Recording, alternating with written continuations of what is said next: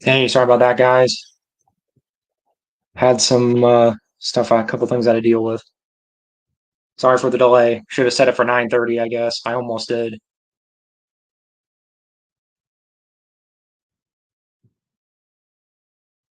I'll just start reading the comments here, unless you try to jump ahead. Hello, happy Sunday. Yep, happy Sunday. And it's Labor Day weekend. Good weekend. Hello, Ocean View. Oh yeah, that was me. Okay. Some beef with another YouTuber. The title changed. No, I don't know. I just feel like changing it. I like the Todd Howard Sweet Little Lies, but I don't know. I was worried people wouldn't get the joke. I don't know if any. I don't even know if you guys even. Let me know if you guys get the joke. Tower Star Wars. Yep, it's there.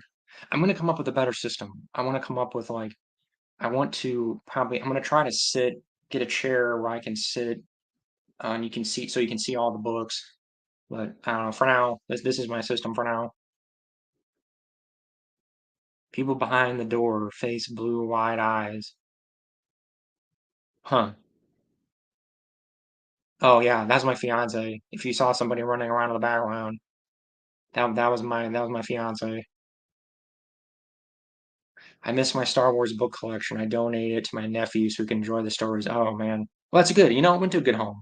At least it went to a good home. I can't even fathom like giving away my Star Wars books. I'll probably, I don't know. I'm not sure what I'm gonna do. Like, I mean, I want to give them to a kid, but I'm tempted. Oh man, I am. I'll come back to that. Who's looking? That was me. That was me, my fiance. I don't know, unless you saw her running around or something.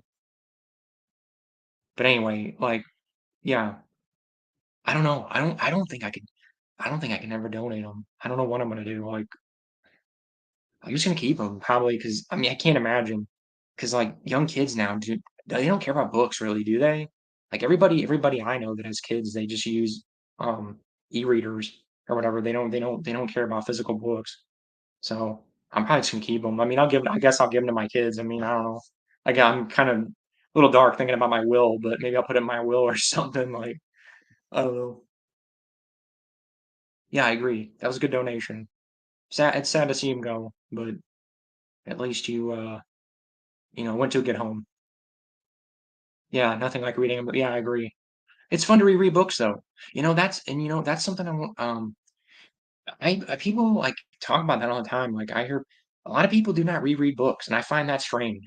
Like I've talked to a lot of people, and just I don't know, just like anecdotal evidence I know, but most people I've talked to don't reread books. Like they're like, well, once I read it, I'm done with it. It's like you don't reread books. Like why wouldn't you? Like if it's a book you really like, it's like a movie to me or a TV show or something. If you or a video game, if you really liked it, why wouldn't you just keep it? And like unless you didn't, I mean, I don't know. I don't know. That's odd to me to not reread books. But oh, down in the library, that's pretty good too, though. That's not bad because there's people, a kid or something can come across it, and because I discovered a lot of Star Wars books through the library, like I think comics. Like that's one thing I will admit. Like my libraries were not the best with Star Wars books, but for some reason comics they kept like trade paperbacks. Like they had, that's how I discovered Dark Empire. Dark Empire, um, uh, the what is it? The Shadows of the Empire comic. The there's one other one. Infinities, like a lot of those 2000s, early 2000s comics. I discovered those through libraries. My libraries had really stocked Star Wars comics for some reason more than books, which was weird. You would think they would stock books more than comics. I don't know. I'm not complaining. I mean, Alien comics. I found a lot of Alien comics that way. Like that's how I discovered Alien comics. A lot of that stuff. Audio should be working now. Yeah, I think I had it muted. Good now. Okay, yeah. Is there any way you could put Star Trek books on your channel? I'm planning on it. I mean, there's a couple guys that already do Star Trek books. But if you Keenan, I mean, I don't know if you're on my Patreon. If you want to go on Patreon and If you request it, I'll do it, man. I'll do it. I'm probably gonna do it anyway. I'm trying to find which ones to do because, like I said, there's a lot of them on YouTube already. There's a bunch of them that are already on here. I thought about doing the Prometheus books. Um, I'm probably gonna do those because I enjoy those, and I don't even think they have audiobooks. Pretty sure they do not have audiobooks. So I almost did it. I almost did the Prometheus books like um I don't know. This is a while back, like 6 months ago or something. I almost did them. So they'll be there. I'll get them. Don't worry, Keenan. If you're still here, I plan on it at some point. Ocean Views. The Star Trek 3 movie book was like 40% different than the movie. Yeah. A lot of novelizations are like that. Even kid novelizations. I read kid novelizations as a kid. I was a weird kid. Eh, I'm an odd person. You can figure that out. But I read novelization. Like I don't know. I guess I shouldn't say this is this weird, but um, when um, when I was a kid, like if my mom didn't take me to go see a movie, I would just buy the audio. I'd just buy the novelization. I would do that sometimes. Or if it was a movie I really liked, like if I really really liked it, I would buy the novelization of it. Like trying to think of an example of like a kid movie. Like I think the Pokemon movies. I was big into Pokemon. I'm a '90s kid. Haven't figured that out yet. But turn this up a little bit. The Pokemon movies had novelizations, and I read those, and they're a little different. They're pretty close, but there's a couple differences. They're a little different, and yeah, a lot of them, the adult ones are they can have totally different stuff in them. That's what I like about that's what's great about like and expanded universe stuff and just like just movie stuff in general. Here, I'm gonna move this over a little bit. Trying to get a little more comfortable here. Um, yeah, but they can have different scenes and different things, and it's awesome.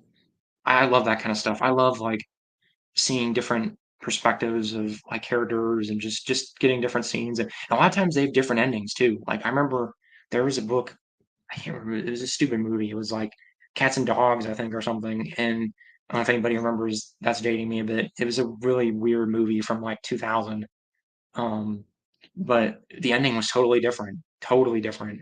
And it must, and because this happens sometimes, like they shoot an ending and a lot of times they'll shoot the ending and they'll change the ending, or the author uses a script. You know, they haven't shot the movie. A lot of times the authors will actually, for movie novelizations, will use scripts. Like the movie's not even shot. They'll write the novelization before the movie's even being done being shot. So there's times where that happens and they get it. It's a totally different ending. And I remember Cats and Dogs was like that. It was totally different. And Die Hard 3. Die Hard 3 is another one like that. The movie ending is because, and that was an alternate ending though. They shot an ending. I don't know if anybody wants to talk. I like Die Hard, so if anyone wants to talk about Die Hard, but there's an ending with John McClane. I won't go into that, I guess, because I don't know if anybody cares about it. But anyway, it's a totally different ending. I'll move on. Brian Thompson, I definitely reread, especially the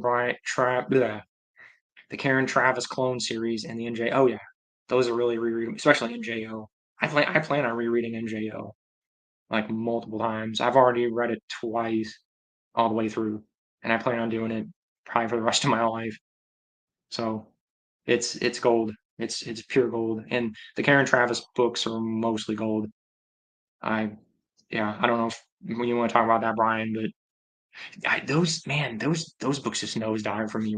Like after the first couple, man, I wish I could say I like the rest of those, but man, the first they nosedive for me. The first one's fantastic. Like Hard Contact is amazing, and then Triple Zero is really good. It's like an 8 out of 10, and then True Colors is like maybe like a 6, and then just after that they just nosedive for me. Sorry, but I don't know. People disagree with that. Star Trek 6 movie book had a different start than the movie also. Yeah, that happens too. Sometimes they have totally different, like, because like I said, they'll base it off of the scripts. They'll use like this, they just base it off of a working script. I'm curious, I have a novelization for one I really want to read, and I specifically bought it, was Jurassic Park 3. Jurassic Park 3. I think that movie went through a lot of rewrites. They were rewriting it while they were shooting it. I remember they almost that movie is a really interesting, like, if you're, like, big into behind the scenes, like, kinda stuff and, like, what would have been in terms of that movie changed so much. Like, it was a I don't know if again, I don't know if you guys wanna talk about Jurassic Park. I like Jurassic Park a lot. I got a 90s stuff if you can't figure that out, but anyway, um, well, I guess we can I guess before I go on that weird segue, the Star Trek 6. Was Star Trek 6, that was the one was that the Undiscovered Country, right? Correct me if I'm wrong. Is that the last one with the original cast? The, 'cause I haven't seen every single Star Trek movie. Don't crucify me, guys, but I haven't seen every single Star Trek movie. I've not. I've seen most of them. I've seen, 2 I've seen most of 1, I've seen 2, and most of 3, and then, yeah, 5 and 6. Yeah. I don't think I've seen 4. So and then I've seen all the next gen, like all the newer ones I've seen, like the next gen ones, and I'm not as much of a Trekkie. I know I think I've said that before, but I'm not as much of a Trekkie. I do like Star Trek a lot, trust me, I do. But I'm more way more of a Star Wars guy than a Trekkie. My dad's a Trekkie, and you know what's funny? I'm going to marry a Trekkie. My fiance is a Trekkie. Her and her family are Trekkies, and I'm a Star Wars nerd. So it's like the bridging of it's like a peace. It's a peace accord. She's marrying a Star Wars nerd, and she likes Star Wars a lot too. She does. She likes Star Wars a lot. She's the reverse of me. She likes Star Wars a lot, but she's a Trekkie, and I'm the opposite. I like Star Trek a lot, but I'm a Star Wars nerd. So anyway, let me know, Ocean View, which Star Trek that is. Is that Undiscovered Country or um I don't know. Sorry, I don't my Star Trek knowledge is a little flaky, so you're gonna have to help me a little bit. Brian Thompson, I first read the NJO the first time from the library. Oh man, how did that go? Man, I hate I don't know if I want to go on a if you want I'm gonna go on a tangent here a little bit. I used to love renting books from the library. Sorry, I'm messing with my this dragon here. I got the other day from the dollar store. Um, I used to love renting books from the library until I started reading, like, really long books, um, and, then I feel like I had to rush, like, I hate it. I don't know, I started when I was a kid, I didn't care, because I could blow through, whatever Artemis Fowl or, like, whatever, I could blow through a kid book in, like, a day or 2, so it didn't matter, but, like, when I started reading, like, adult length novels, like, even kinda stuff sort of this length, I was like, "Oh, man, I'm not gonna be able to finish this in, like, a week." Or whatever. So I always felt like I had to rush, and I don't like that. I hate I hate feeling rushed. Like in general, I hate feeling rushed in general, like just in life, period. But especially is in in books and like in something I'm trying to enjoy, like anything like that. So man, you're better than me, man. I don't think I could do it. I don't think I could do it. Like read a long series like that. I could read maybe one. Like maybe I guess if you read each book one at a time. See, I'm weird about that too. I like to have it all right in front of me. Like, if I'm gonna read a series and I'm trying to get better about this because there's been times where I'll like, "Oh, I'm gonna love this series," and I buy all the books. I buy, like if it's like a 6-book series, and I start reading, I'm like, "Oh, this is not that good," and then I'm like, "I just wasted, like, $20," and I'm like, "Oh, man," or whatever. So, I don't know. I'm weird. I like to have it all in front of me. Like, if it's something I know I'm gonna like, I'll buy the whole thing, like, Star Wars and stuff, but certain things I don't know. I'm weird. I'll move on. I'm kind of getting on a weird tangent there. Star Trek Probe was a slow read, but it gave a lot of probe. I'm assuming you meant a lot of probe answers. Okay. Yeah, yeah, I've read a couple Star Trek books. I told you I don't know if I've said this. I read Prometheus, the Star Trek Prometheus books. I liked the like it kind of felt like a Star Wars book, and that's why I liked it. That's why I liked it. I like I'm not big on like I've kind of flipped through a couple other Star Trek books that are just like episodes, and I'm not big on that. I'd rather read like something totally different that like the expanded universe stuff where it's just talking about characters that you barely see on screen for like 1 second. Actually, I'd rather read a book about like the MH Mark II than a book about Riker. That's why I like those Prometheus books because it was just about Prometheus. It's a completely different crew. That it's different, completely different characters. Yeah, I like that more than reading about like Riker or Kirk or something. It's weird, yeah, because Star Wars I don't mind that as much. Star Wars I don't care as much. But you know what? I know what that is. I mean, I'm going a mile a minute. I need to slow down a little. Um, like, okay, I was talking about this with somebody on the internet because somebody, people always bring that argument. Oh, what's better, Star Trek or Star Wars? Like, my argument is like Star Trek has way more on-screen content, and it does because of the TV shows. I mean, I know Star Wars is getting some TV shows now, but you have to remember, like younger people, you have to remember, until Clone Wars, there was no Star Wars TV shows. There was the cartoons, there was the Ewoks and the droids, and those were kind of forgotten. Like at least I grew up in the '90s and the 2000s. There were in the '90s and the 2000s, and most of the, oh, I should say, up until the late 2000s, there were no Star Wars TV shows. Nothing. There was nothing. It's literally just the six movies and the books and the comics and the video games. That was it. There was no TV shows. Star Trek has TV shows. There's way more content in terms of like if you want to sit and watch something, there's way more to watch. So yeah, Star Trek has Star Wars beat in terms of like visual content. But in terms of like, I'm obviously gonna make this argument because I'm more of a Star Wars guy, but like in terms of like expanded stuff like books, and if you're gonna sit down and read a book or play a video game or I mean, Star Wars is just beats Star Trek by a mile. Sorry, it just does. Like video games definitely, and there's some good Star Trek video games. There's some good Star Trek video games. Don't get me wrong, but like Star Wars, it's not even comparable with video games and like comics and books. It's not even comparable. And there's some good Star Trek books. Again, there's some good Star Trek books. There's a couple good Star Trek comics, but like Star Wars is just it's not even close. It's not even close. So anyway, I know I went on a tangent there and I lost somebody, but oh well. Let me know. I mean, like I said, the questions aren't question. You guys can say whatever you want. If you want to ask me something or whatever. So I don't. I'm gonna go on these tangents because the questions aren't rolling in super quick here. Brian Thompson, they did get progressively get worse, unfortunately, and then they leave you with unanswered questions.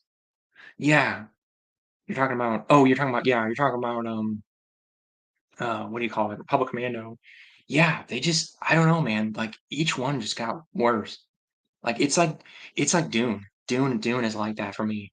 Like Dune, it's like I think I've already said this before, but Dune, like the first book is amazing. Dune is incredible, and then Dune Messiah. Oh, this is great. This is still really good. And then Children of Dune. Okay, it's still pretty good. It's still good. And then Dune God Emperor. This is okay. It's a little weird, but it's still okay. And then like chapter like Heretic, you're like, oh, this is weird. I'm not really liking this, or this is kind of sort of weird. I'm not really big on this. And then Chapter House, you're kind of like, it got slightly better. Like Chapter House, you kind of went, okay, it's a slightly better, still weird, not liking it. That's kind of what I felt like with Karen Travis. Like Karen Travis is just so hit or miss for me. I know I've said this before. She's very hit or miss for me. For me, like I like her Legacy of the Force books. I liked most of them. I like most of her Legacy of the Force books. I like the early Republic Commando books. Um, I liked a couple of her Halo novels. One of her Halo books was good, called Last Man's was good, and then her other books and her other Halo books are not good. And then she's boom boom. I mean, she's just hit or miss. She's all over the target there. I don't know. She's weird for me. She's very hit or miss for me. But yeah, I totally agree with you there, Brian. They nosedive for me. Ocean views. You should have had your lady come on the show also. You guys could both. Yeah, I'm trying to get. I'm sure she went out. She went out right now. Actually, I'm trying to get her to do that. I almost tried to get her to do it tonight, but I don't think she's gonna go for it. So next time, maybe next time, Ocean. I'll try. Don't worry. I'm not gonna make any promises, but I'll try. Hey, Star Trek. She's a Trekkie, so she can talk to you guys about Star Trek. I'll do the Star Wars half, and she can do the Star Trek half, and boom, there you go.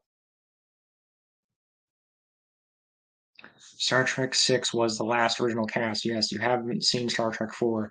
Dude, you're missing out. Yeah, which one was that? I'm sorry, man. Again, what's funny? I think I'm kind of Yeah, that's kinda sad. I've seen the crabby ones more because isn't 5 kinda considered kinda crabby too? I remember 5 being yeah, I remember being 5 being really weird. It's really weird. And 6 was a little weird, but it was, like, it was watchable. 5 was weird. Like, I remember, like, isn't there a scene, like, Uhura's, like, dancing like a stripper or something, and she's wearing this weird outfit, she dances like a stripper to distract the bad guys, like, it's and I think it had a bunch of behind the scenes problems in it. Like, I remember watching something on YouTube where they were talking about it. I think it was on I think it was I don't remember what it was, but Cinemassacre or whatever, the Angry Video Game Nerd guy, I think was talking because he's a big Trekkie, and he was talking about it, and there was, like, a bunch of behind the scenes crap, like, the bunch of behind the scenes problems or something got rewritten a bunch of times. It's one of those things where it just did not it was, like, a huge mess. So, I'll watch them. You know what? I have them all on my queue on Paramount, and I will watch I'm probably you know what? I've seen TOS now all the way through, so I'll probably do that soon here. I'll watch all the TOS movies, so I'll see them. I'll watch them. Ocean View, don't worry. I've seen most of 1, most of it, and I didn't think it was that bad. Like, a lot of people crap on the first one, I thought it was okay. I don't know. It's weird. It's a little weird. The Star Trek movies are odd. Like, they're just the quality is just boom, boom, boom, and isn't there, like, a thing where, like, the odd ones are the bad ones, right? The odd Star Trek movies, the odd numbered ones are the bad ones, and the even numbered ones are the good ones, right? Isn't I couldn't that was a thing in the Star Trek movies. So, just yeah, because I remember 2 yeah, 2 was great, 2 is fantastic. Wrath of Khan obviously is a classic, and no question there. And then I remember, like I said, I saw parts of 3 and it was a little weird. It's like whales or something. I remember that being kinda weird. And then 4 I haven't seen, and then 5, um yeah, 5 was just weird. I remember 5 being really weird. I just remember Uhura dancing. Like, I remember Uhura, like, they're in a desert or something, and Uhura's, like, wearing, like a stripper outfit or something, and she's just dancing, and, like, it was so weird. God, that movie was weird. 2, 3, 4 is like a loose trilogy. Okay. I'll watch them all. I'm just gonna start 'em out. Maybe I'll hey, man, you know what? Maybe I'll start that tonight, later.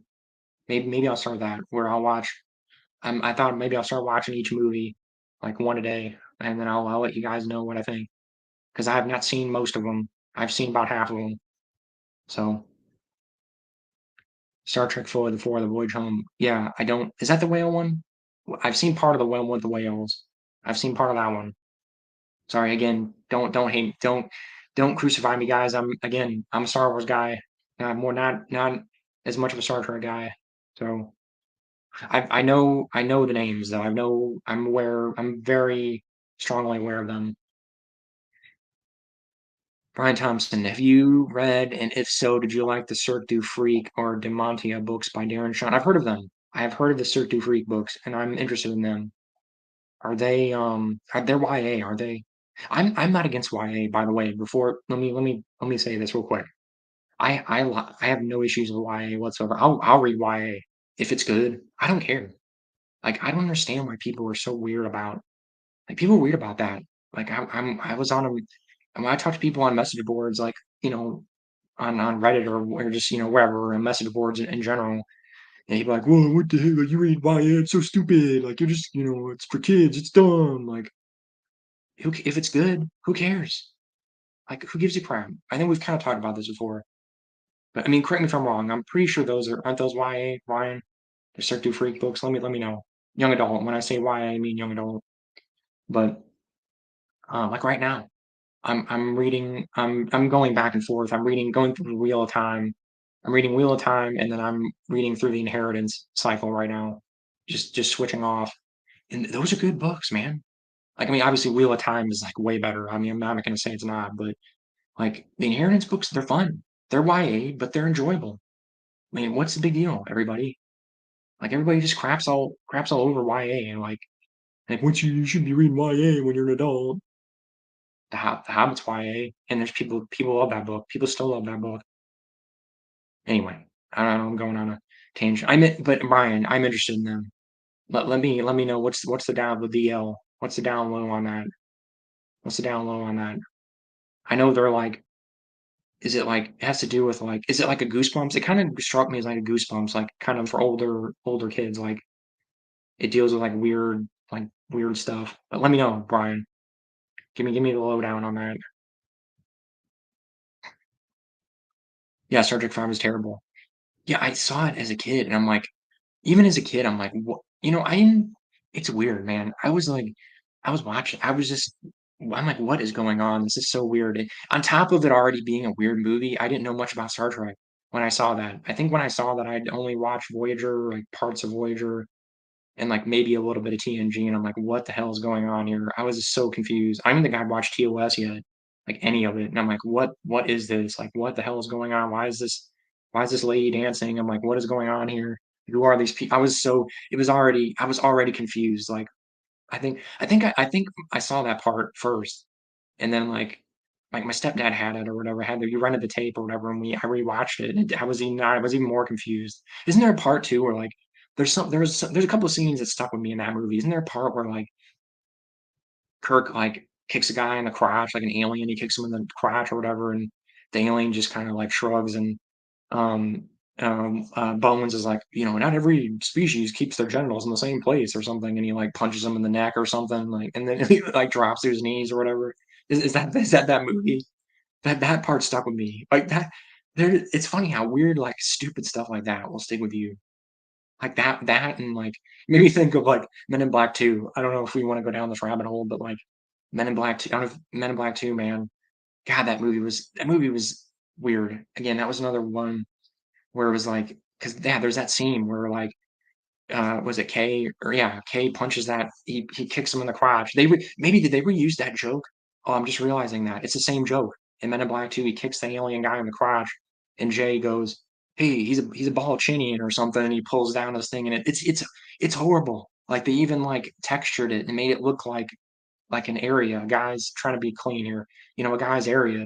And it was like, and then he kicks, and then he like does a jump kick and like kicks him in the throat, and it's like, "Oh, this is so stupid. This is really dumb." Like, I get it, they're trying to be funny, but man, that's really stupid. I'm sorry, that's really dumb. That's really dumb. Anyway, yeah, I'm gonna rewatch them all, and I'm not gonna skip Star Trek 5. I'm just gonna marathon all of them, I think, maybe over the next week or 2. I think I'm gonna do that and just go through, and then maybe on the next stream, I'll tell you guys my opinions here because it seems to be more Star Trek people in there right now. Tony, I don't know if you're a Star Trek guy. Any chance to do a Darth Plagueis audiobook? I thought about it. Is that not has nobody done that? I could have sworn there was somebody that did that. Nobody's requested it. Nobody's requested it on Patreon. Maybe I'll just do it. Maybe I'll just do it because I don't know. I need to look into that because that could be a big hit because yeah, Darth Plagueis is popular. So, but I'll do it. I mean, I plan on doing the whole EU, Tony, eventually. The whole thing, like at least stuff that's not already on YouTube. I plan on doing it. I'm even gonna do short stories and all the weird stuff, like stuff, the crap nobody cares about. I'll probably do manuals. I thought about even doing like manuals because there's EU in like some of the manuals, some of the video game manuals. I'm probably gonna even do that eventually. So I plan on doing all of it, Tony. So yes. But anyway, I don't know if you want to request it or if you want to make it happen faster, request it. Go on my Patreon and request it, and I'll make it happen quicker. But it'll happen sooner or later. Don't worry. Brian Thompson, they are YA, but they're closer to adult. Both series have great character development. Both are great series. I highly recommend. I love the Inheritance series too. Oh man, man after my heart. Um, it sounded a little weird, but you know what I mean.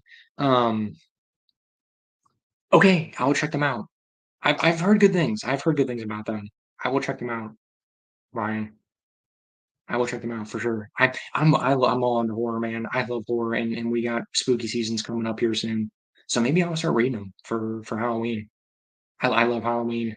And yeah, I don't know if you want me to go on that tangent, but the questions aren't rolling in super fast here. So, like I said, but I love Halloween and horror, and this is my favorite time of year. I love fall. I love autumn so much. It's my favorite season by far. I love the leaves changing. It gets cooler. It's just, oh man, I love it. All the pumpkins, and just I love it all, man. I love it. So I will those will be on my radar there, Brian, for sure. I'll keep those on my radar because I'm very interested. And oh yeah, I gotta Inheritance, yeah, boom. They're my bro, man. Inheritance, Aragon bros. We gotta represent, man. We gotta represent, and we gotta that terrible movie, that piece of crap movie. Please, we gotta hope that doesn't get repeated. I know Disney is. I don't know. Oh man, that's another thing. I don't even know if you want to. If anybody wants to talk about something other than Star Wars, like if you want to talk about Aragon and the Disney show, I don't even know what to think about that. If it's oh man, because aren't they how is has the I know they're doing a Percy Jackson. I need to talk to my sister. My sister is huge into Percy Jackson, and I know that show is did they release a trailer or something, or is it out? I need to talk to her and see I'm gonna gauge that. If the Percy Jackson show, if Disney does okay with that, they might gain a few points with me if they do well with that. I'm gonna talk to my let me know guys, like anybody that knows Percy Jackson. See that missed me. I was just a little too old for that. My sister's big into it though, so let me know anybody if anybody knows about that Percy Jackson show. If it's like I don't know. Anyway, going on a weird tangent, but do you ever watch motion comics on YouTube? Not really, not really. No, I'm not big on I'm big on them. I've seen a couple, not on YouTube, but I Watchmen. They did one for the that comic that's in Watchmen. I can't remember the name of it right now. The last voyage of the uh whatever the name is, the Black Freighter, Black Freighter. They did a they did a motion. I just lost somebody again.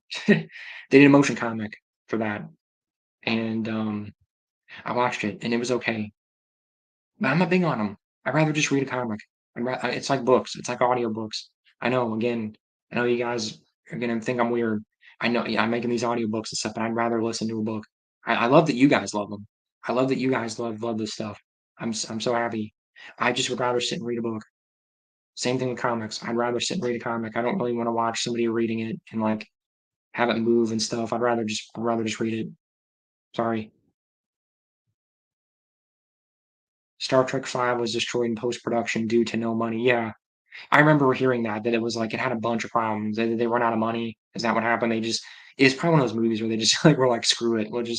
They ran out of money, so they just started writing like making stuff up like oh let's just have a scene where we're dances like just cheap stuff they could do to. It's a weird movie. It's such a weird movie. Like even it just as a non Star Trek fan I mean even as a Star Trek fan just in general it's weird. It's a weird movie, man. It's just really strange. I've seen some weird movies and like I don't know, I guess I shouldn't say it's like it's not one of the weirdest movies I've ever seen, but it's weird more in like the choices that they made, not necessarily the movie itself, but just the way they like who thought like some of the stuff was just God, it was bad. Yeah. I have to look into that though. I'm kind of like it's like a train. There's something about that though, like when a movie is really, really bad, it's almost kind of fun to watch. It's almost like a train wreck. Like I know it sounds horrible, but like you just kind of it's like this is so horrible, but I can't look away. It's just it's almost kind of fun to just see a train wreck and in front of you.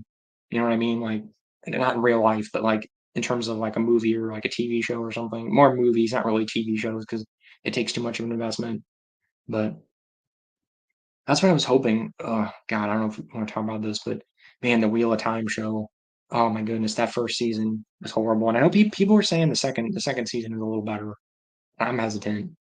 Man, that first season was awful, and not even train wreck awful. It was just boring. It was boring. God, it was boring. I'd rather have a train wreck, like at least a train wreck. Like if it's just horrible and like it's really stupid and dumb, like at least it'd be fun to make fun of. Like Wheel of Time was just boring. God, it was boring. I had to force myself to finish that. It was so boring. Rings of Power is bad too, but I felt like that was a little bit more of a train wreck. Like you could kind of sort of hate watch it. Like it was so stupid. I don't know if we want to even want to talk about this. And I'm losing people talking about fantasy here, but anyway, like oh my god, both of those. I Rings of Power. You know what Rings of Power I kind of braced myself for because I'm like this is gonna suck. I had a little bit of hope for Wheel of Time for some reason. I don't know why. I had a little short of hope for that. I guess because of the boys. Like Amazon is so hit or miss. God, they are hit or miss. Some of their shows are great, and then some are just god awful. Like The Boys was great. The Boys was fantastic. Like at least the beginning, and then like Rings of Power is awful. It's terrible. Like the production value is great. It looks great. This music's great, but it's just boring. It's just I don't know. I don't know. Or no, Wheel of Time. They're both Amazon. What am I thinking? Ugh, God. Just anyway. I don't know if we want to talk about that. If you guys want, it's depressing. So maybe we'll just move on here. And the questions are rolling in here. So Tony Washlin. That sounds great. Looking forward to the first book in the Darth Maul series. I've never read it. Is that part of the Darth Maul? I guess is that part of the Darth Maul series? I guess it would be. Is there like an unofficial trilogy there? Like that's part of the Darth Maul trilogy, or do you mean the actual Darth Maul, like the Shadow Hunter, and is that kind of an unofficial trilogy? Is that something I'm unaware of? Like the Callistia trilogy? Like is it Darth Plagueis and Shadow Hunter and then Maul Lockdown? Would that be what it is? Hmm. I don't know. Let me know there, Tony. I'm not exactly sure what you're referring to. Tony Washlin. Rumor has it the studio was going to cancel Star Trek the original series after 2 seasons, but Lucille Ball wanted the third season for Disney Lou Studios. She got her third season without a no syndication. Yeah, yeah, I'm well aware of that story. Yeah, yep. Yeah, Lucy from I Love Lucy basically like kept that show going. But man, that third season though, oof, that third season was kind of rough. I mean, don't Trekkie people, please don't kill me. But man, that third season was pretty bad. I'm sorry. That third season was kind of it was there's some good episodes. I'm not gonna say the whole thing was bad. I'm not saying that. There's some good episodes, but like overall, man, it just you could tell they're running out of money. Like towards the end there, man, they were really running out of money because it just like plots just got really dumb and like they were just recycling plots and just like you could tell they were just get this out the door, just get this out the door. But it gave some good episodes. There's some good ones. They're not all bad in that season, but yeah. Actually, I didn't know about the syndication thing. Other than that, I knew about the rest of that. But interesting, Tony. You seem to know Star Trek pretty well. So, Brian Thompson, the Aragon movie was so tragic. LOL. I may have misheard what you said, but is Disney thinking about or planning on making adaptation? If so, fingers crossed. There is a lot of potential there for sure. Yeah, they announced it like a year ago, I think. That Disney, because they own the rights to it. I think it's owned by Fox. The rights are owned by Fox, and Disney bought Fox. So, as far as from what I understand, so yeah, they own it. They own Aragon, at least the movie and TV rights. And they did a thing. They said they're planning on doing a Disney Plus show. What Paulini's involved in it. Christopher Paolini's involved in it, which is giving me a shred of hope. I'm hoping that he'll be there and be like they want to do some weird stuff, weird whatever. I don't want to go into politics, but if they start doing weird like stuff, he'll go, no, no, stop, stop, stop. What are you doing?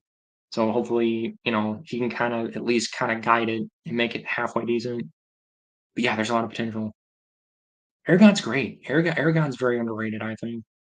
I think, you know, it's the Lord of the Rings, basically. But yeah, you know what? I wonder. There's a part of me that thinks I have a feeling for some reason something is telling me because like Lord of the Rings the show, the Rings of Power, the show sucks.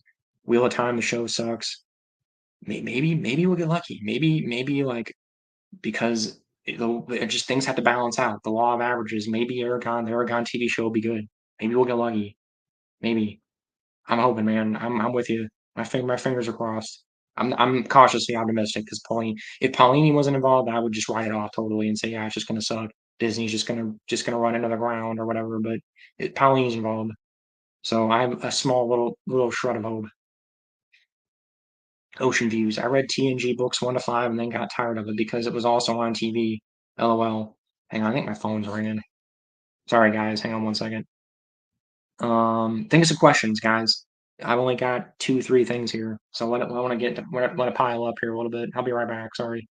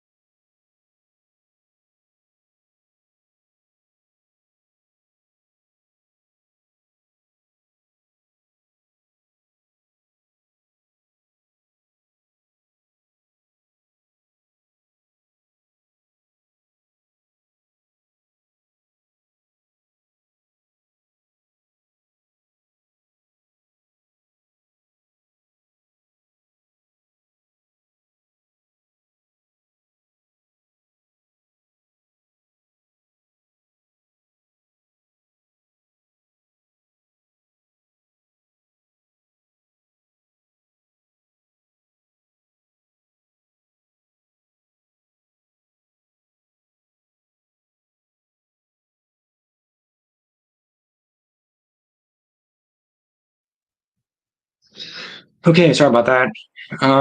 Ocean Views. I read TNG's books 1 to 5 and then got tired of it because it was also on TV. Yeah, that like the Star Trek books just do not interest me at all. And it's not because they weren't canon to the show. I know they weren't canon. They were never canon. Like they were never considered canon at all. They were just offshoots or whatever. That's part of it, but part of it was also it just yeah, there was so much. See, that's the difference, and that's the argument I make with people when they go, "Well, why'd you read all those stupid Star Wars books?" Because there was nothing. You have to understand, the '90s, there was nothing. There was no movies. There were no TV shows. There was nothing. Nothing. We had video games, comic books, and books. That was it. That was all we had. So yeah, I could see why TNG, like Star Trek books, probably didn't. I can't imagine they sold as well. They probably sold okay, but what do you think about the oh man, you're gonna hate me. Brian Thompson, what do you think about the Disney Ahsoka TV series so far? Have not watched it. Have not seen it. I've heard it starts off good and then nosedives. That's what I've heard. I've seen bits clips. I've seen clips of it. I have I you know I have somebody asked me almost every stream. I have almost no interest in that. I have almost zero interest in Ahsoka. I'm sorry. And I think Ahsoka's an okay character. She's an okay character. I think she's overstayed her welcome. I think she's overstayed her welcome. But she's an okay character. That I no, I have not seen it. I'm sorry. I mean, if you're just talking about my overall thoughts, I know somebody because we talked about this in the last stream. I think it was the last stream. Somebody somebody mentioned something about um was it they potentially teasing the Vong and like oh they might not be teasing they're teasing they're gonna be their version of it or whatever probably but they're teasing it. They're teasing the Vong and because there's articles now all about it all over the internet, like, oh, he might be teasing the Vong, use on Vong, and they're not gonna do the Vong. No, Disney doesn't have the cojones to do that. Nope, it's not gonna happen. So, but in Thrawn, same thing with Thrawn. Yeah, I'll probably watch some Thrawn clips because I'm interested. I'd like to see Thrawn in live action. That's the only thing I'm maybe vaguely interested in is seeing Thrawn in live action. But it's going to be Disney's Thrawn. It's going to be the Rebels, the Thrawn from Rebels, unless they change him. I did not care for Rebels Thrawn.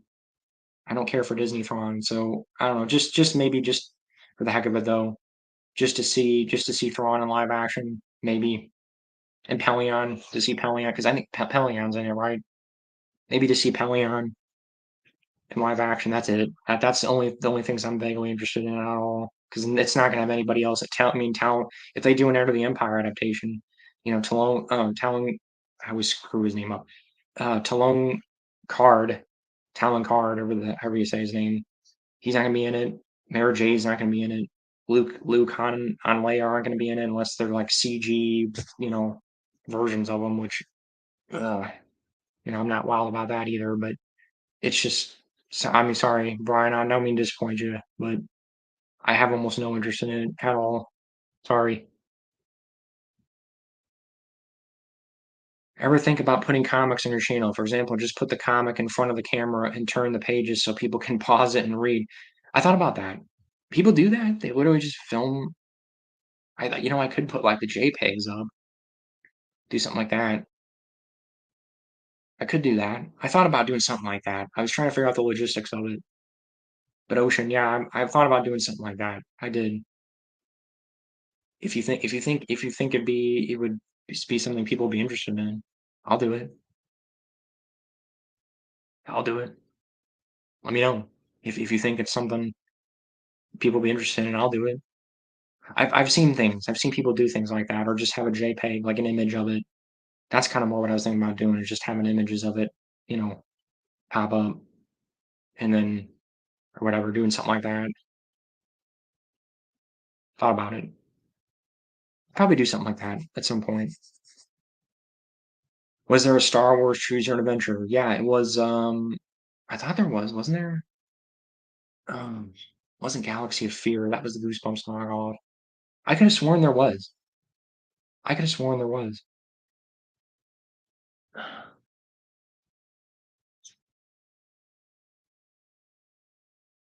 There's gotta be. There's gotta be. I could have sworn there was. Somebody pull it up. I mean, I guess I can pull it up, but I could have sworn there was or something similar. There's the record books, which are the storybooks or whatever. I don't know. Somebody, I'm not positive on that. I want to say yes.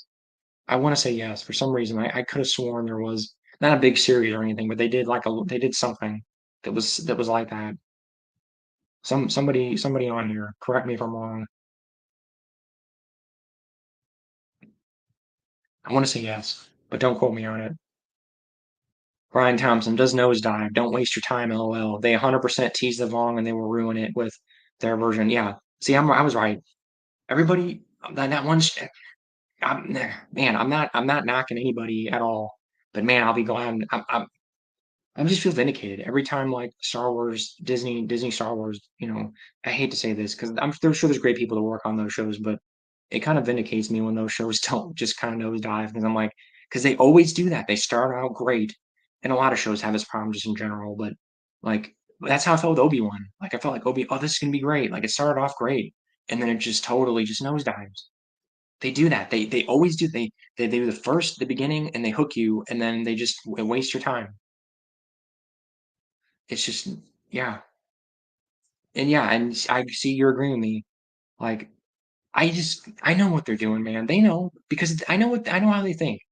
They know people are gonna go. They know your average casual fan, which is most of the people watching this stuff, are gonna go on Google and go, oh, who are the outsiders or who's the people outside of you know the uh the galaxy, and then the Yuzong Bong will pop up, and they'll go, "What's the Yuzong Bong?" Like, I'm not trying to be, a jerk to casual fans, because that's most people for most franchises. But it's like I know what they're doing. I know what they're doing.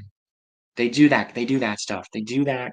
They do that crap, and I hate it because they're just gonna screw it up. I don't want to see their version of it.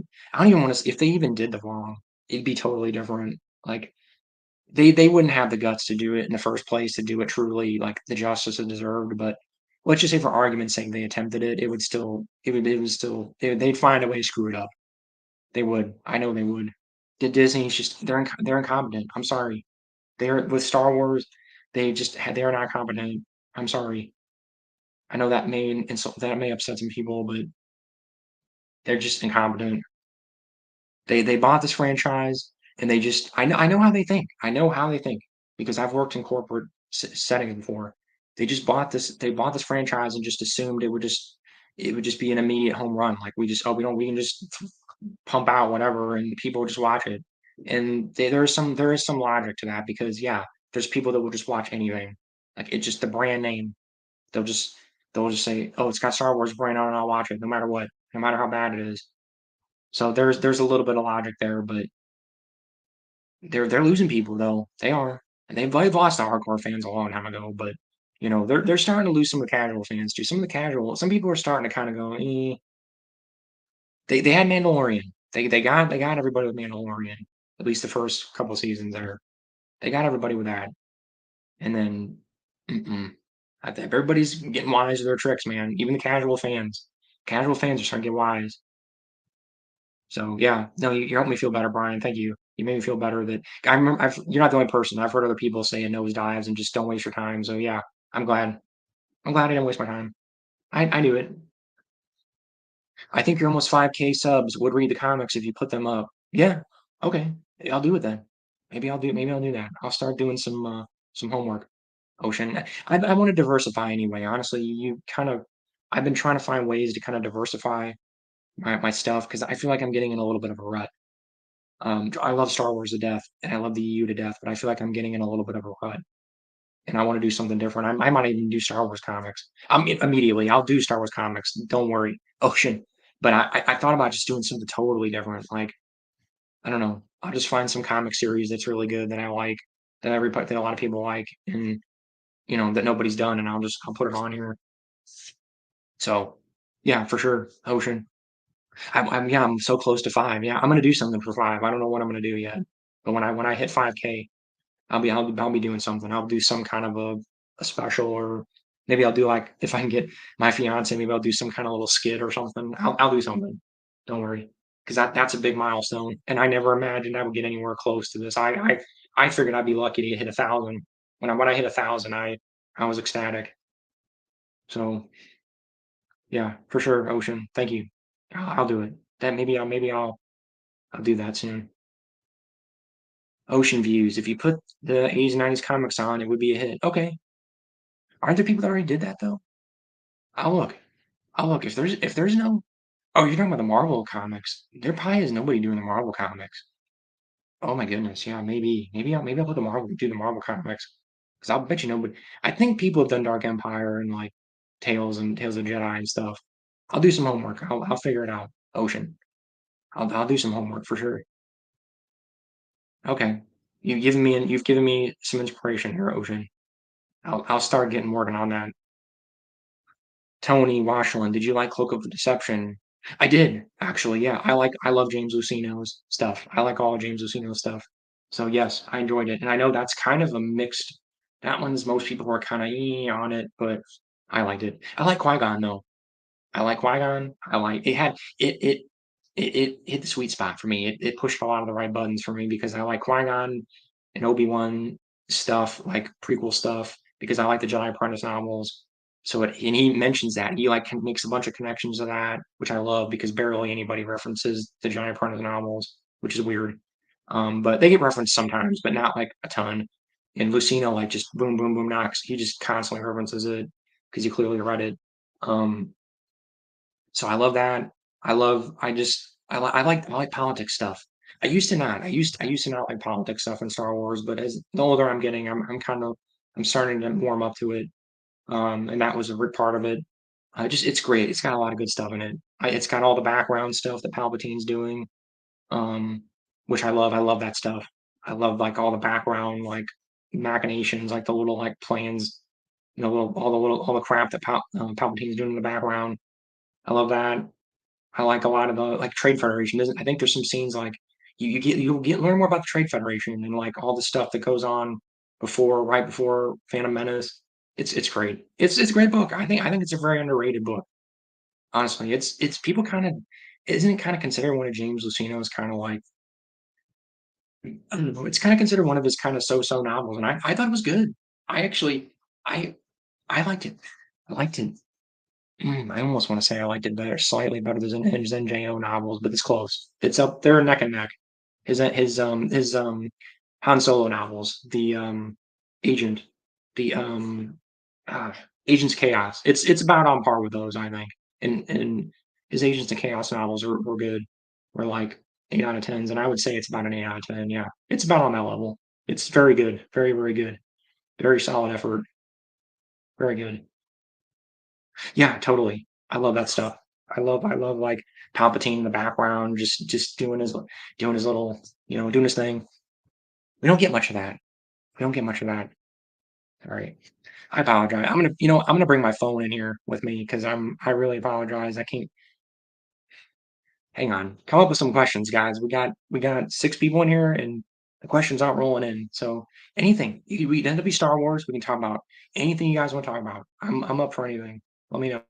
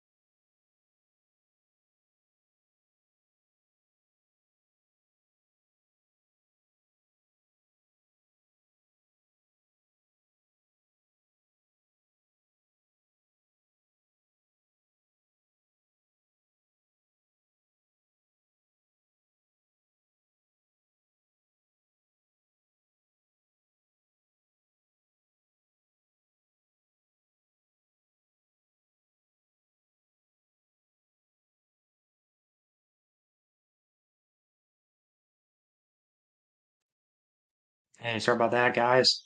I just brought my phone in with me, so it won't be a problem. Let's move on here. Tony Washington, blah, blah, blah. Tony Washington. I'm probably screwing up your name, dude. Sorry. Labyrinth of Evil fits in that time period pretty well. Yes, it does. It's great. It's fantastic. You know what I'm gonna say? I'm gonna say it's a 9. It's almost a 9. It's like a very high 8. It's like an 8.9. It's great. It's easily worth a read. Ocean Views. Heard of a 4-book series called USSA about a Soviet takeover of USA and a group of high school students rebel against them. I read it in the 80s when I was like in 4th grade. Oh man, I've never heard of that. And I'm interested. I like US invasion stuff because it almost it's hard to find good like US invasion stuff like that. Like Red Dawn. I always thought Red Dawn like that concept is an intriguing concept to me. Like if somebody ever tried to invade the US, I know it's like I think I know like strategically it doesn't make any sense. Like that's why it doesn't get made in the media much, but it's an intriguing concept to me. USSA. That's interesting. I'll look that up. Ocean. I like Red Dawn. I don't know if you want to talk like eight. I mean, I wasn't even born in the 80s, but I was always intrigued by the Soviet Union. They always kind of intrigued me. Like they were like the closest equivalent we had to like an empire, sort of that we were fighting. You know, I don't know. They intrigue me. So I like reading. I like Tom Clancy. I read pretty much all of his books. So that kind of sounds up my alley. It sounds like Red Dawn. It sounds like Red Dawn. Does it? I'm assuming it was like around that time. Ocean, let me know. You seem to be the 80s guy, so let me know. Ocean.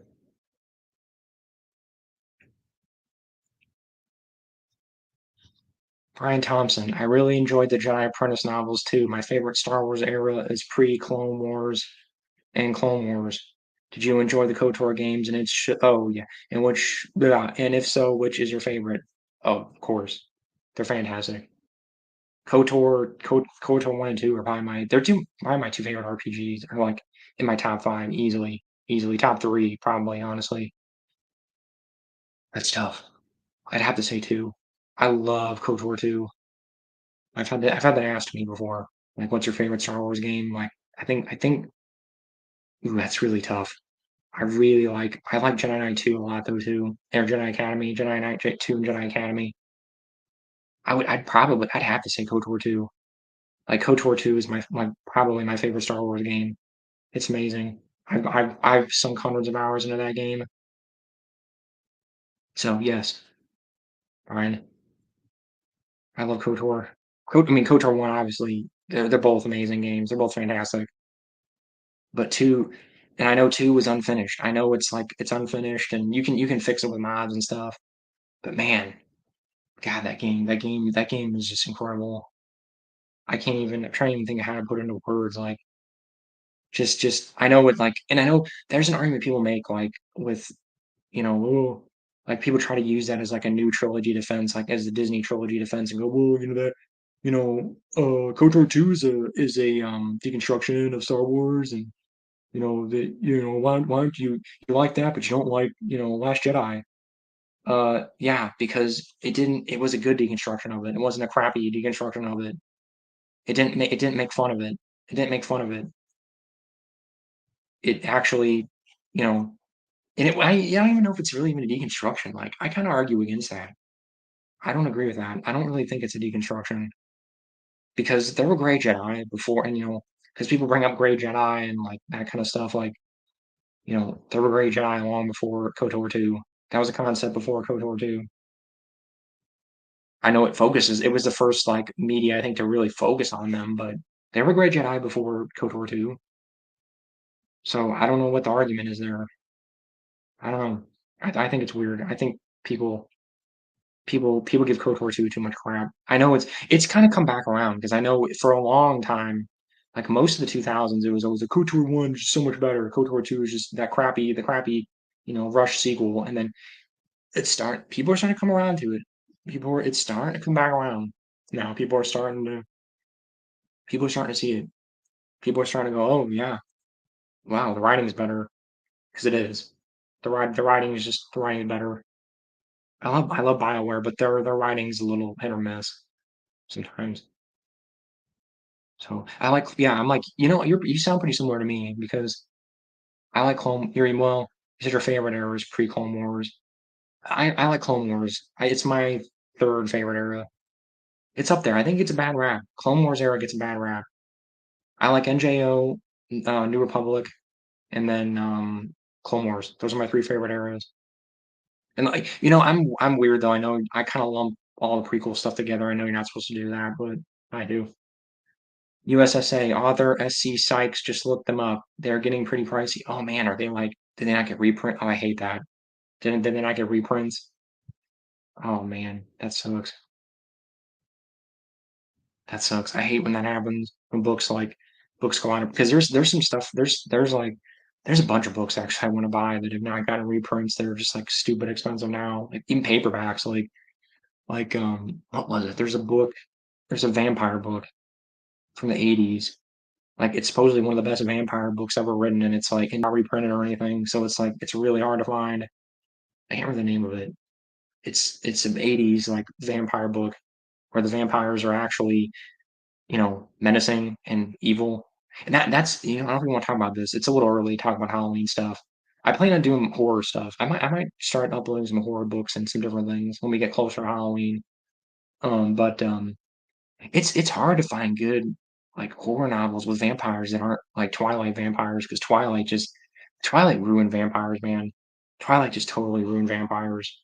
Sorry, I don't know if anybody like I don't think I have to worry about it on here, but man, I wasn't even really aware of Twilight. You know what's funny? I wasn't even aware of Twilight, like really until like it became like huge, like when it became the huge, huge thing it was. Um, and I remember seeing some girls like in high school, like carrying the book or whatever, like seeing in the hallway and stuff. But beyond that, like I was not aware of that until it like really kind of started screwing up vampires and like every movie about vampires, like, ooh, vampires, they're just I want to date them and just they're just so great. I know there's Anne Rice and like, but Anne Rice didn't like. I know people like people make these arguments. Well, Anne Rice had vampires that were sympathetic, and they weren't like people wanted to date Tom Cruise and stuff, but they were still like they'd still kill you. Like they weren't complete pushovers. Like they weren't wusses. I don't know, and they couldn't go out during the day. I didn't think like in um Anne Rice's books they still have to follow all the rules and stuff, don't they? Pretty sure they do. I don't know. Anyway, I know I'm going on a weird tangent here. I'll move on. It's a tough decision. Both are great, but I would lean KOTOR 2 as well. I still remember the cutscene when you learn you're a Revan in KOTOR 1. Oh, yeah. I mean, 1's probably got a better twist. Like, but you know what's weird? The twist, like, ooh, you guys are gonna hate me for this. You're gonna probably hate me. But like KOTOR 1, I guess you're not gonna hate me, but KOTOR 1, I quit the game like right before the twist was revealed. Like, I think my Xbox, my hard drive crashed in my Xbox and I was so pissed. Like I was so pissed. I just put the game down and just I never finished it until like way way later, like years later. And that might be part of why I'm a little biased because I threw that I just was like I was so pissed. I threw the controller down or whatever because I went to go load my save or whatever and it just crashed. And I remember it said save corrupted and I was like I'm done. Like I threw the controller down and I was like I'm done. And I never went back to it until like as an adult. I played it in like my 20s and it didn't have the same impact because I've been spoiled. Somebody spoiled it for me. So I got spoiled. I got spoiled on KOTOR 1. So the Revan, like, cause everybody, yeah, most Star Wars fans are like Revan and oh my God. And I'm like, it's cool. It's awesome. It's a great twist. And it's like, it's awesome and stuff. But I'm like, it was lost on me. And it's my own fault. And not really my fault, I guess. But it's just KOTOR 1, KOTOR 1 got spoiled for me.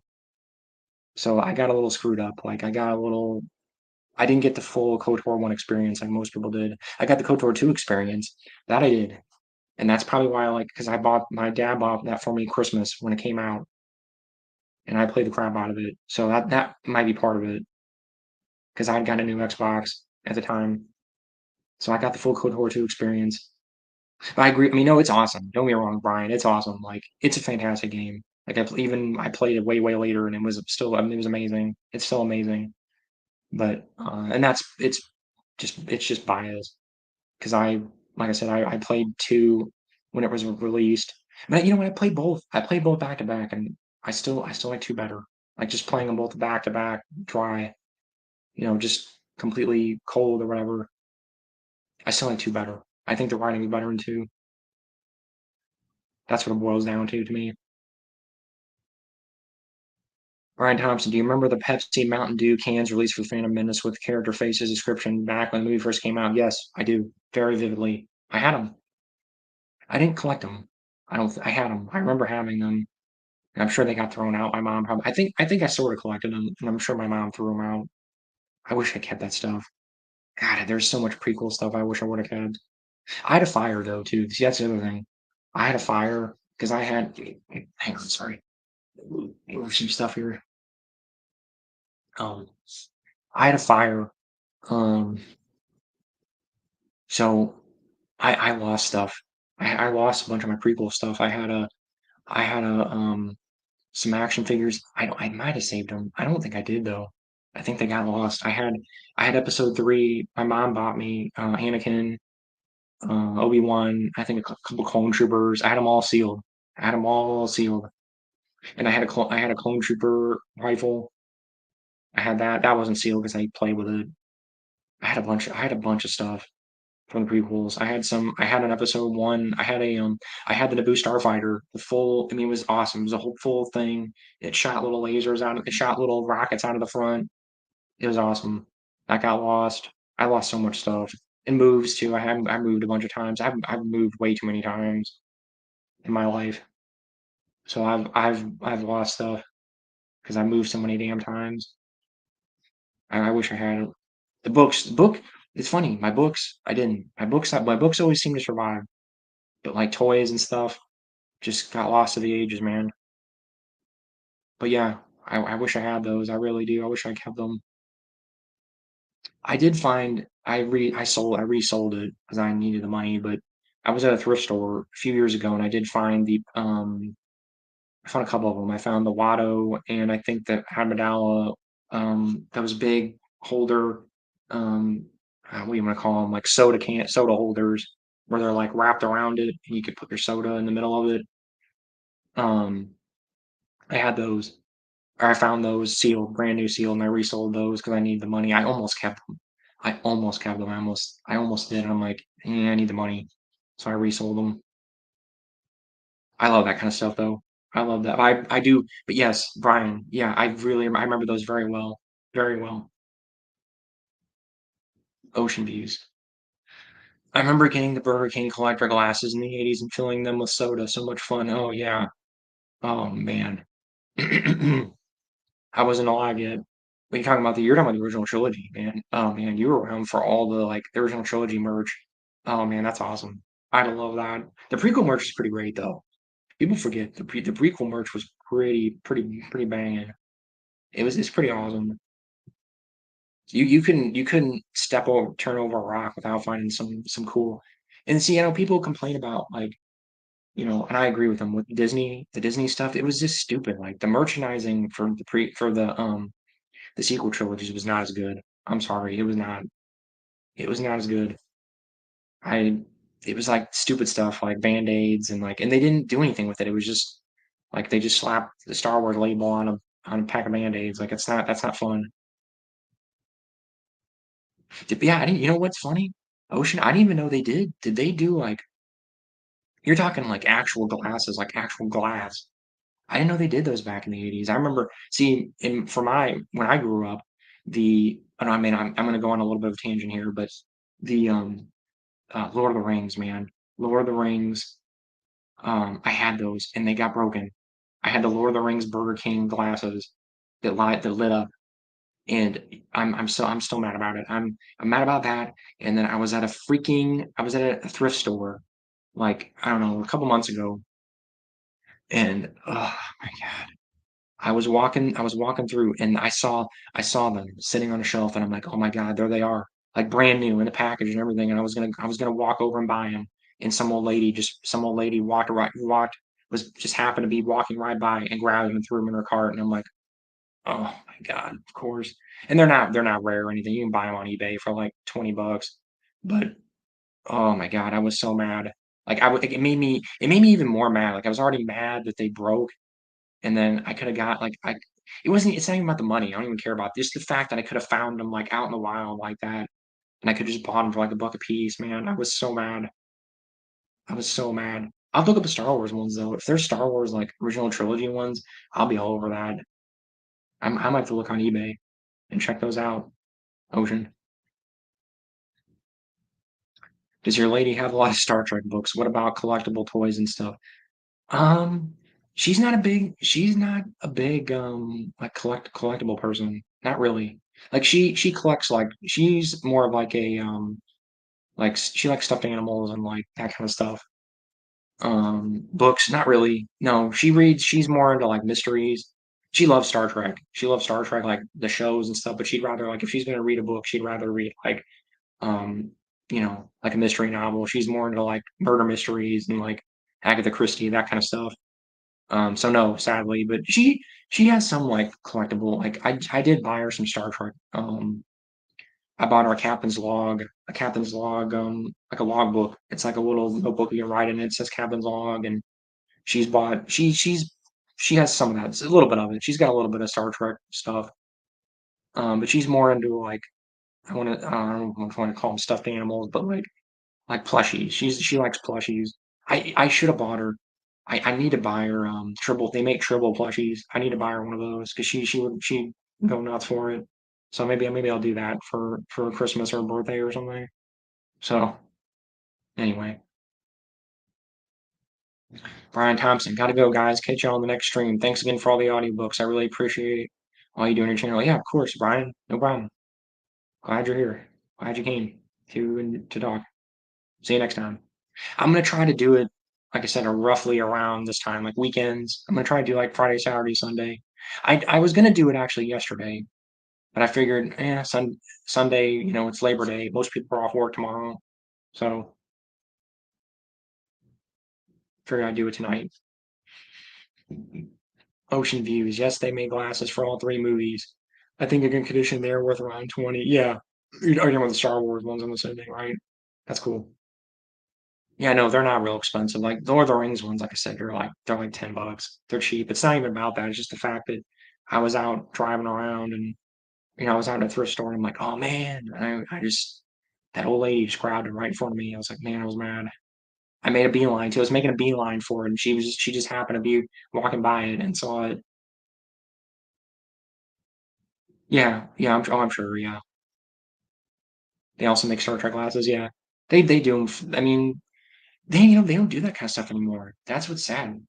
They don't do that kind of stuff anymore, really hardly at all.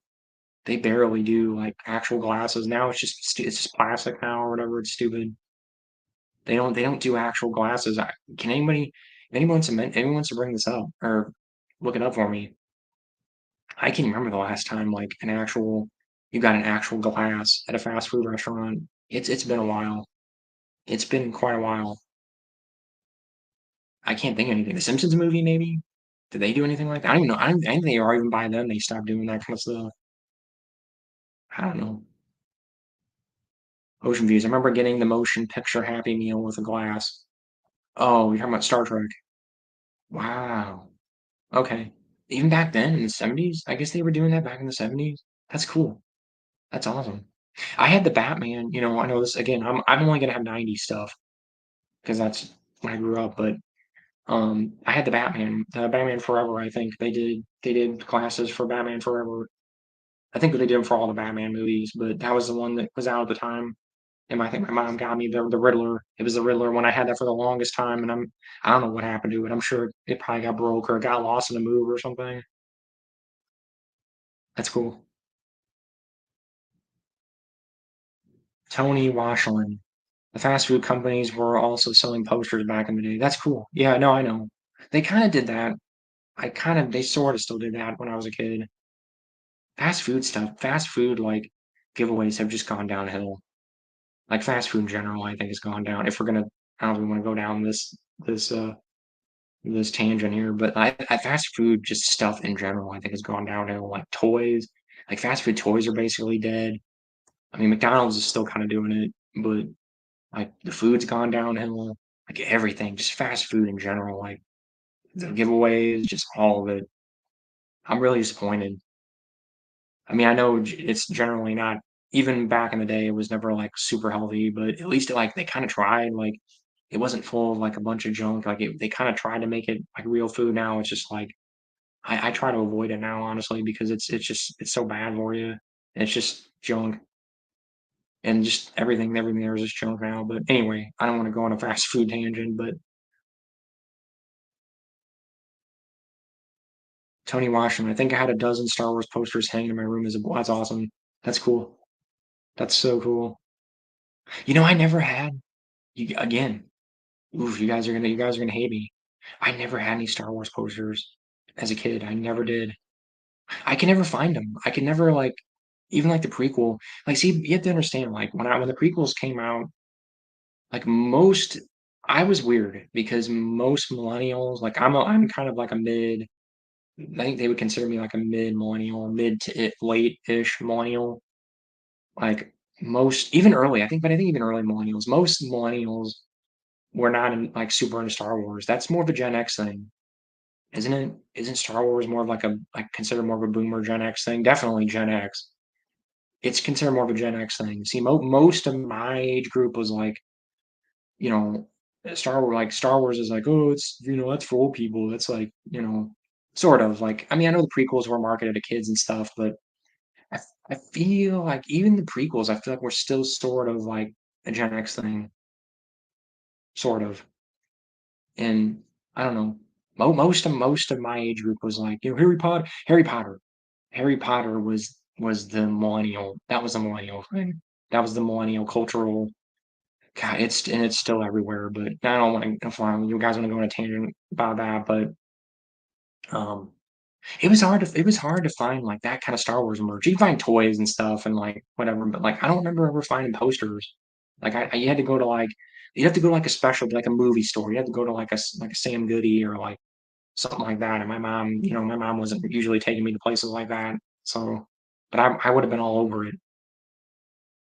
So, yeah. See, you grew up in the '80s when Star Wars. See, that was your age group, Gen Xers. So yeah, or boomers or whatever. I'm assuming you're a Gen Xer.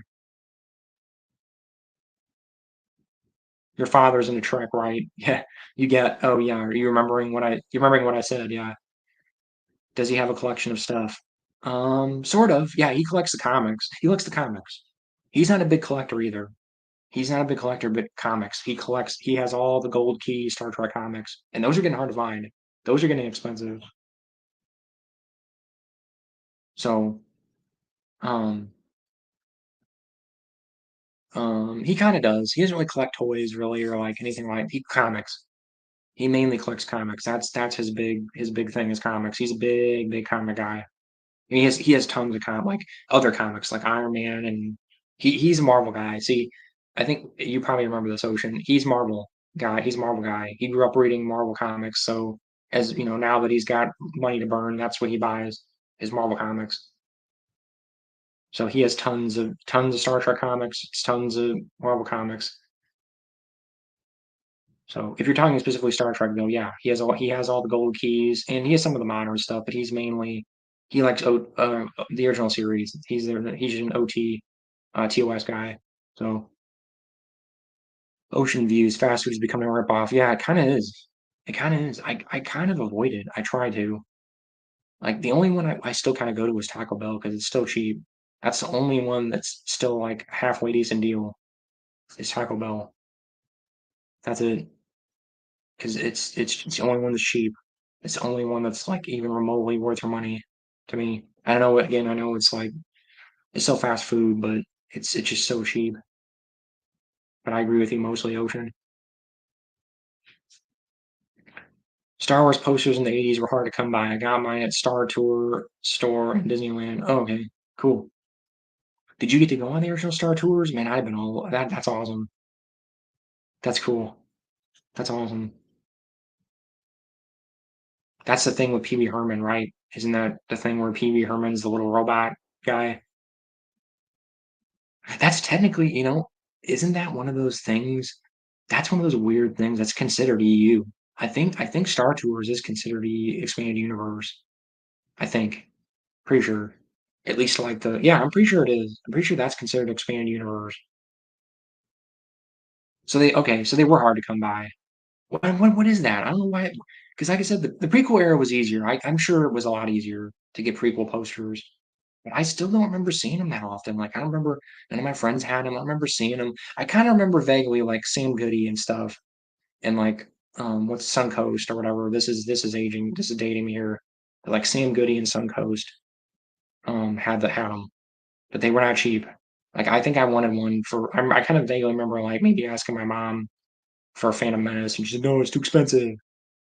So, huh, interesting. They used to have poster stores in the malls. Yeah, any sci-fi posters were hard to get. Yeah, yeah. Is that? Yeah, like Suncoast and Sam Goody and stuff. Yeah, you know what I'm talking about because those were still around in the '90s and the early 2000s. I remember those poster stores. Yeah, and like movie stores would have them. Sam Goody and what's the other one? Ah, there was another one I'm forgetting. Suncoast, Sam Goody, and there was one other one. I can't remember, but yeah, we're both talking the same thing here, like movie stores and poster stores. Yeah. Yeah, what did I guess did the 80s and 90s nerds hoard them, I guess. Yeah. I guess. Yeah, I would have been if I'd been older, if I'd have been a teenager in the 90s, in the 90s, or 80s or 90s, I'd have been all over it. So I was 7 in 1977 when Star Wars came out. Great age to be for that. Awesome. Yeah. I think you told me that already. Once I'm pretty sure you told me that, but that's cool. Yeah, you were just right. You're the Gen X, like perfect. Like you're like right in the middle of Gen X. Then yeah, you were the perfect age for Star Wars. That's awesome. So you got to see all of them, all like yeah, you got to see them all like as a kid. That's awesome. I had that with prequels. See, that was me with the prequels. I had pretty much that same experience with the prequels. I was nine when Phantom Menace came out. I was 12 when, and then you're gonna know how old I am now. I was 12 when Attack of the Clones, and then I was 15 when Revenge of the Sith came out. So yeah, I hadn't started high school yet. I saw everyone before I started high school, so it's perfect. Pretty similar to you. Did you ever collect movie soundtracks? Sometimes I'll pick them up, like if I find them cheap or whatever. I've got the original. I have the original Star Wars score. The big record. I've got the original somewhere. It's boxed up right now because I moved, but I've got that. I've got I had Shadows of the Empire. I had Shadows of the Empire soundtrack. I don't know what I did with it. I might have it probably got lost in the move. I didn't have it on a record. I don't know if they did a record for it. I had a CD of it, Shadows of the Empire. That was a great soundtrack. That's a very underrated soundtrack. It's like it's a movie. I mean, I don't think John Williams did it, but it's it's amazing. It's on par with John Williams' soundtracks. Honestly, I need to find it. I need to rebuy it. I'm sure it's probably cheap, right? I imagine the CD is pretty cheap. I need to buy it, but I kind of do. I sometimes, yeah, Ocean. I'll pick them up if I find them cheap. I need to get all the prequel soundtracks. The prequel soundtracks are incredible. I know we've talked about this before, but God, the prequel soundtracks are amazing. And I know this. I mean, I think this is the general consensus, though. But I think the prequel soundtracks are better. I know that kind of sounds like sacrilege, but I think the prequel soundtracks are better than the original trilogy soundtracks. Don't kill me, guys. But I think I said this before on another stream, but man, those are amazing. They're just sweeping and like just incredible. Especially Attack of the Clones. Attack of the Clones, like most people consider that the worst prequel, right? I don't, but most people do. And that has the best soundtrack. Even people that hate the prequels and like hate Star Wars and just Attack of the Clones will admit that that soundtrack's incredible because it is. My first movie soundtrack was Return of the Jedi on cassette. Okay, cool. Yeah, I had cassettes. Cassettes still went into the 90s and the early 2000s. I had cassettes up until I had cassettes up until the 2000s. They were still selling cassettes in like the early 2000s because I remember I still had them. I was still buying them up until about 2000, 2001. You could still go into a store and buy cassettes. I remember CDs pretty much had like taken over, but you could still buy them. So yeah, I remember, man, that brings me back. I can't remember the last time I listened to a cassette. It's probably been like 20 years at least. I record songs off the radio with, but I'm like, I had this really, my mom bought me, I think for Christmas or birthday or something. She bought me this blue, really nice, I think it was Sony or something. It was really nice. And you had a record, function. You could record stuff off the radio. So I'd record like music off the radio. And that's how, because my mom didn't buy me CDs much. So I would just, I just record stuff off the radio. That's how I listened to it. My family had the soundtrack on vinyl from the original movie. Yeah, awesome. Yeah, I have that. Probably the same one I have. It's the big, it just says Star Wars. It's just got the black, it's got the starred background. It just has the yellow label. Yeah, the yellow font, the Star Wars font. That's probably it. Yeah, I have that. I don't have a record player played on though.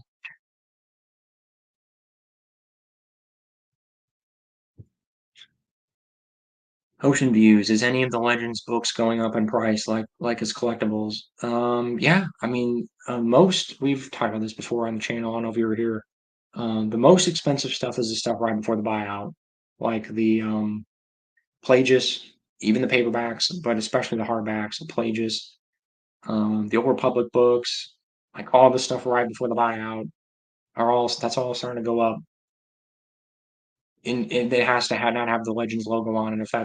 If just to clarify here, it has to be original prints like these without the Legends banner on them.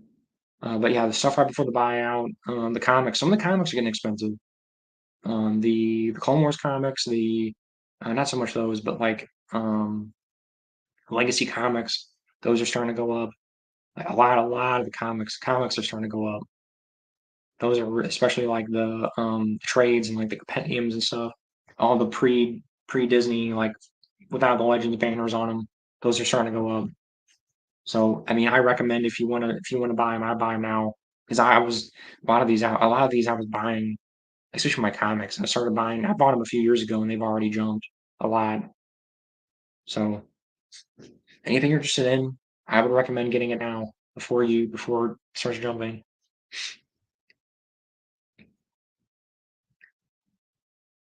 What is considered the last Legends novel in terms of publication or in terms of timeline? Because if you're talking publication, it's Scoundrels, I believe. Someone correct me if I'm wrong, but I'm 99% sure it's Scoundrels was the last Legends novel. It was a Han Solo novel, I think. That was the last published. And then timeline wise, it's Crucible, which I have on my shelf. Um, I'm assuming you mean published. It was pretty sure it was Scoundrels, like 99.9% positive it was Scoundrels. So that's it. It's yeah. I'm somebody double check, but I'm like 99% sure it's Scoundrels. So if that's what you meant. Tony Washington, did you have the movies on Laserdisc? Okay, you guys are talking to each other, I guess. Tony Washington, I collected a lot of vinyls in the 80s. I wish I would have kept them. Yeah, some of those are worth money, man. Vinyls are can be worth a lot of money. So yeah, I didn't have that. See, it's weird. That's coming back now. It's crazy that to me that Walmart stocks vinyls. Every Walmart I've walked into in the past few couple years has had vinyls. So they've come back. See, that was something that missed me because I was a 90s kid. So by the time they were already pretty much done by the 90s. That missed me. So, but I know, yeah, Gen X boomers and Gen Xers are going, and younger kids are though too. The Gen Z kids, the generation after me is going after it. I think cassettes You know, I think it'll happen. CDs and cassettes will come back when my generation's old. CDs, I think, are sort of already coming back. We'll see. Yeah, you guys are talking to each other. Okay. You gonna be on tomorrow? What time? Probably not tomorrow. Maybe. Maybe. I might be on tomorrow, actually. I won't be super busy tomorrow. Tuesday, I'm not. Tuesday, definitely not. But maybe. If I'm gonna be on, it's gonna be around the same time. Ocean. It'll be like 9 or 10, probably. Maybe a little earlier. Maybe I'll start trying to do these a little earlier, so we have more time. Um, but I'm look for the weekends, Ocean. Look for like Friday, Saturday, Sunday, because that's when I have the most free time. Probably more Friday, Saturday. This time I did it. It was a little different this time because of Labor Day. Labor Day weekend. But generally, I'll generally try to do this on Friday or Saturday. Generally, so that's what I usually shoot for. I like Scoundrels. I feel stupid. Couldn't figure out it was Fed. Oh, I haven't read it, so I don't know. I don't care if you spoil it for me. It's a Zahn book, right? Isn't it Timothy Zahn? And it's two things I don't really care about too much, which is well, I shouldn't say that. I like Zahn. I like most of Zahn's books. Zahn's hit or miss for me too. Ooh, I know this is gonna be sacrilege, and you guys might hate me for this. I kind of look at Zahn like Karen Travis. Like, ooh, I know that's an unpopular opinion, but he's very hit or miss for me. I'm sorry, like Thrawn trilogy, like amazing, incredible, like fantastic, and then Hand of Thrawn, like it's just okay. Like I'm not really loving this. It's all right, and then some of his other books just oof, hit or miss, man. Like what was it? Outbound Flight, just kind of so-so. And then like I don't know, he's hit or miss for me, man. Zahn is very hit or miss for me. And I like Han Solo, but I'm I'm not a huge Han Solo fan. He's probably my least favorite out of the. Don't get guys, don't kill me. He's my least favorite out of the trio. Like Luke Han or the quad, I should say the quad. Luke Han, Leia, and Lando. He's probably my least favorite, man. I like Luke a lot. I like Luke. Luke's my favorite. Then probably Lando. Then probably Leia. Then probably Han. So don't kill me, guys. But sorry, honestly, I'd rather read a book about Lando. I'd really rather read a Lando book. Which is I think it's a crime that we only got those three Lando books. I think that's a crime. We should have gotten way more. We should have gotten books about Lando, just about Lando. I really wish we would have, but he's not popular, so oh well. I'm weird though. I have weird opinions. I have spicy opinions, weird opinions. So yeah, I can already see it rolling in here. Okay, I'll look for you. Thanks for the show. Peace out. Yeah, of course, Ocean. I'm glad you can join me. Just when and like I said, sometimes I do these off the cuff. I'll try to give you guys a warning like I did this time, and the last time it seems to help. So I'll generally try to do that. But yeah, happy Labor Day. But yeah, that's why I did it today because Labor Day tomorrow. So that is unpop. Yeah, I is that a smiley face or what kind of a I'm not sure what kind of face you're doing there, Tony. But um, I know, man. I know we've kind of talked about this a little bit. I've got spicy opinions. Like I like Kevin J. Anderson, and people hate him. Like most Star Wars fans, like freaking like, oh, Kevin J. Anderson, he's horrible. I'm like, he he laid the foundation for so much of this stuff. Come on, guys, like really? Yes, he just lost two people right there because of that. It's probably just people leaving, probably just people going to bed or whatever. But man, I know I've got some. I don't know, man.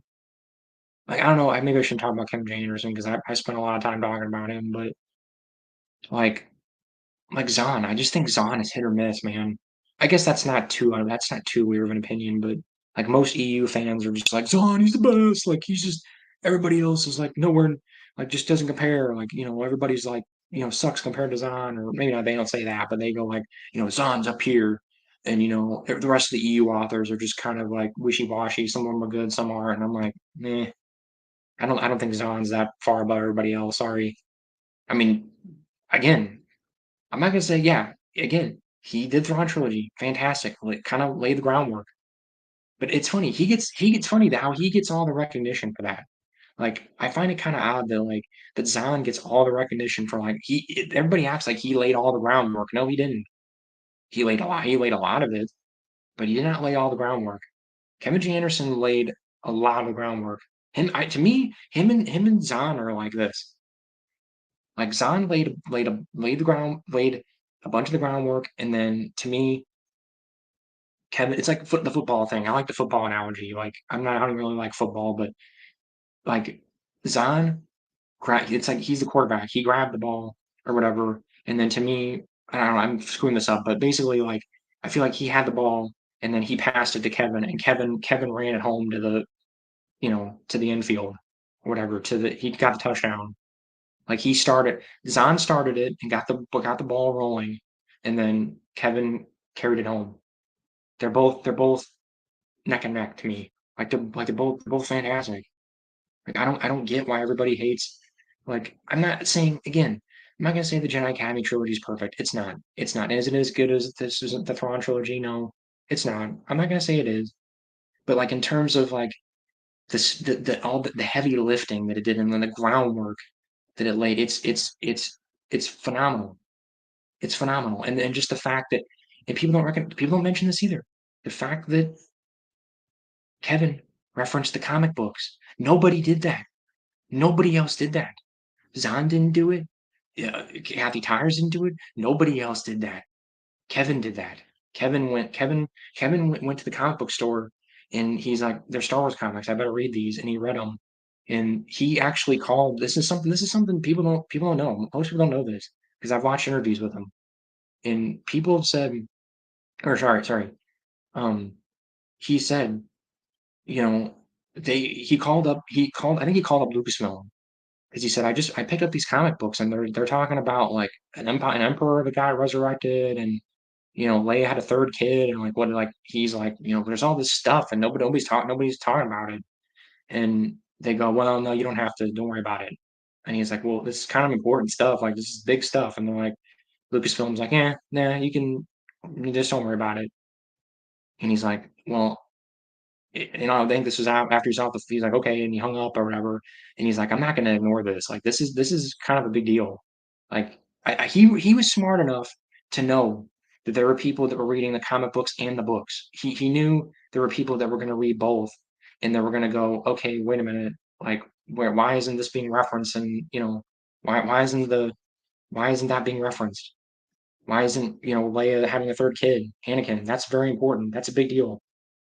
And he knew that there were people that were reading both, and the hardcore fans. He knew the hardcore fans are going to read both. He knew that. He was smart enough to figure that out and go okay, and just and so he went, all right, I'm going to connect it all. It's all going to be connected. Most people don't know that or give him credit for that, and he deserved credit for that. And he's the one that had Luke set up an academy. He wrote all that out.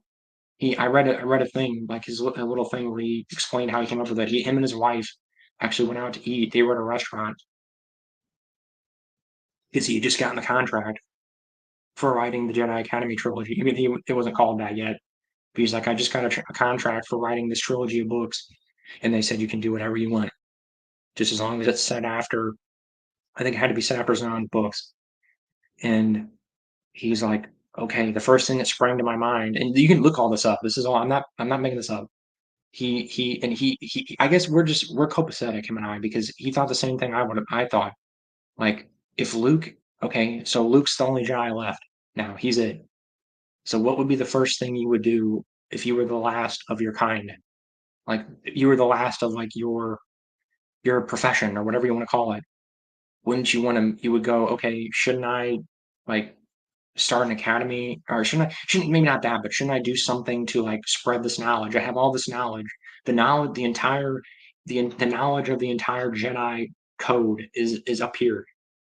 I need to spread this. I need to find a way to get this out, and so I can be a force for good for the rest of the galaxy, or in our case, the rest of the world.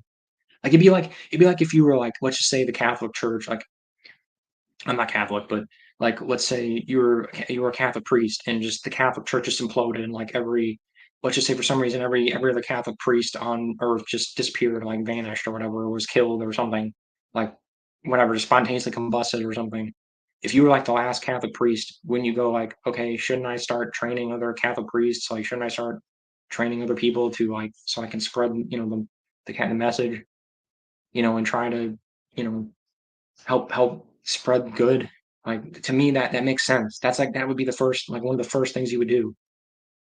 And I think actually he was going to have it set before the Thrawn trilogy, but then he because he was writing it as the Thrawn trilogy was being finished, so and he was gonna have it set before, and then he went, okay, no, wait a minute, because it kind of almost would make more sense that he would do that first.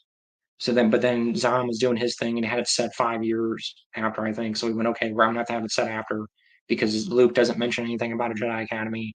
So he's like, okay, we'll do it after. Like there was, let's just say he was looking for Jedi artifacts, or I think that's what they said, right? Like he was looking for Jedi artifacts and trying to like figure out how he was gonna set up the academy. It was in his mind. I think during the Thrawn trilogy, it was supposed to be. It was percolating.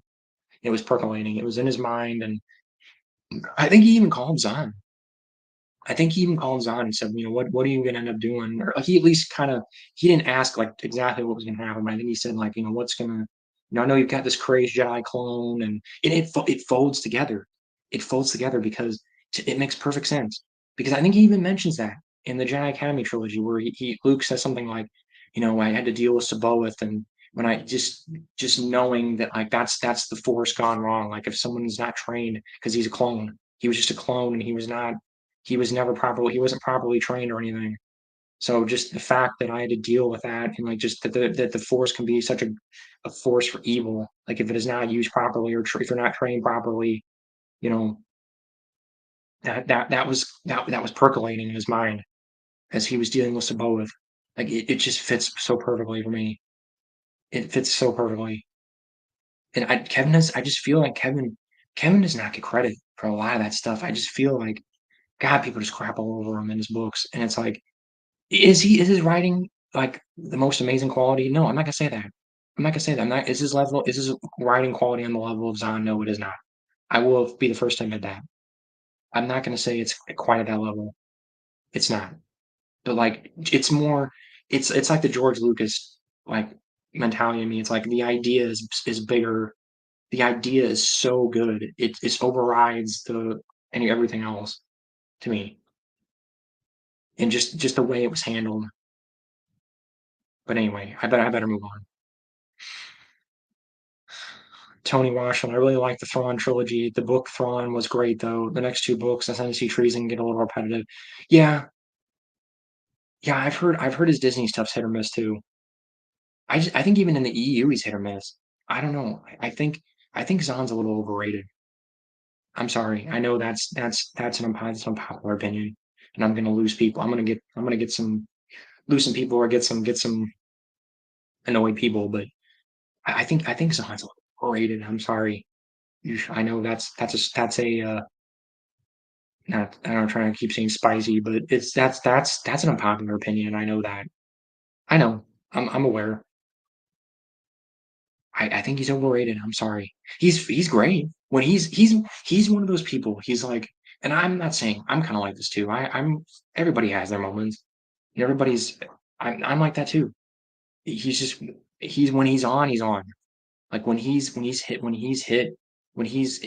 firing on all cylinders, he's great. He's fantastic. But like his like mediocre stuff is just boring.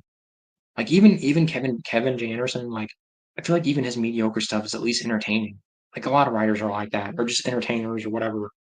Like I think sometimes I'd rather have even if it's not written well, if it's at least entertaining, I'll take it. I'll take that over boring. Sorry, I think Zahn's stuff gets a little boring, like you said, repetitive. Yeah, I think some of his stuff gets repetitive. I'm sorry. I know that's an unpopular opinion. I know it. I think Zahn is a little overrated, and I think he's hit or miss. Sorry. I heard Thrawn was good. I heard the first Disney Thrawn book was pretty good, so I might read it at some point. Tony Washington. Did Kevin J. Anderson lead the effort on Tales from Bounty Hunters to Jabba Palace, Mos Eisley Cantina? Yeah.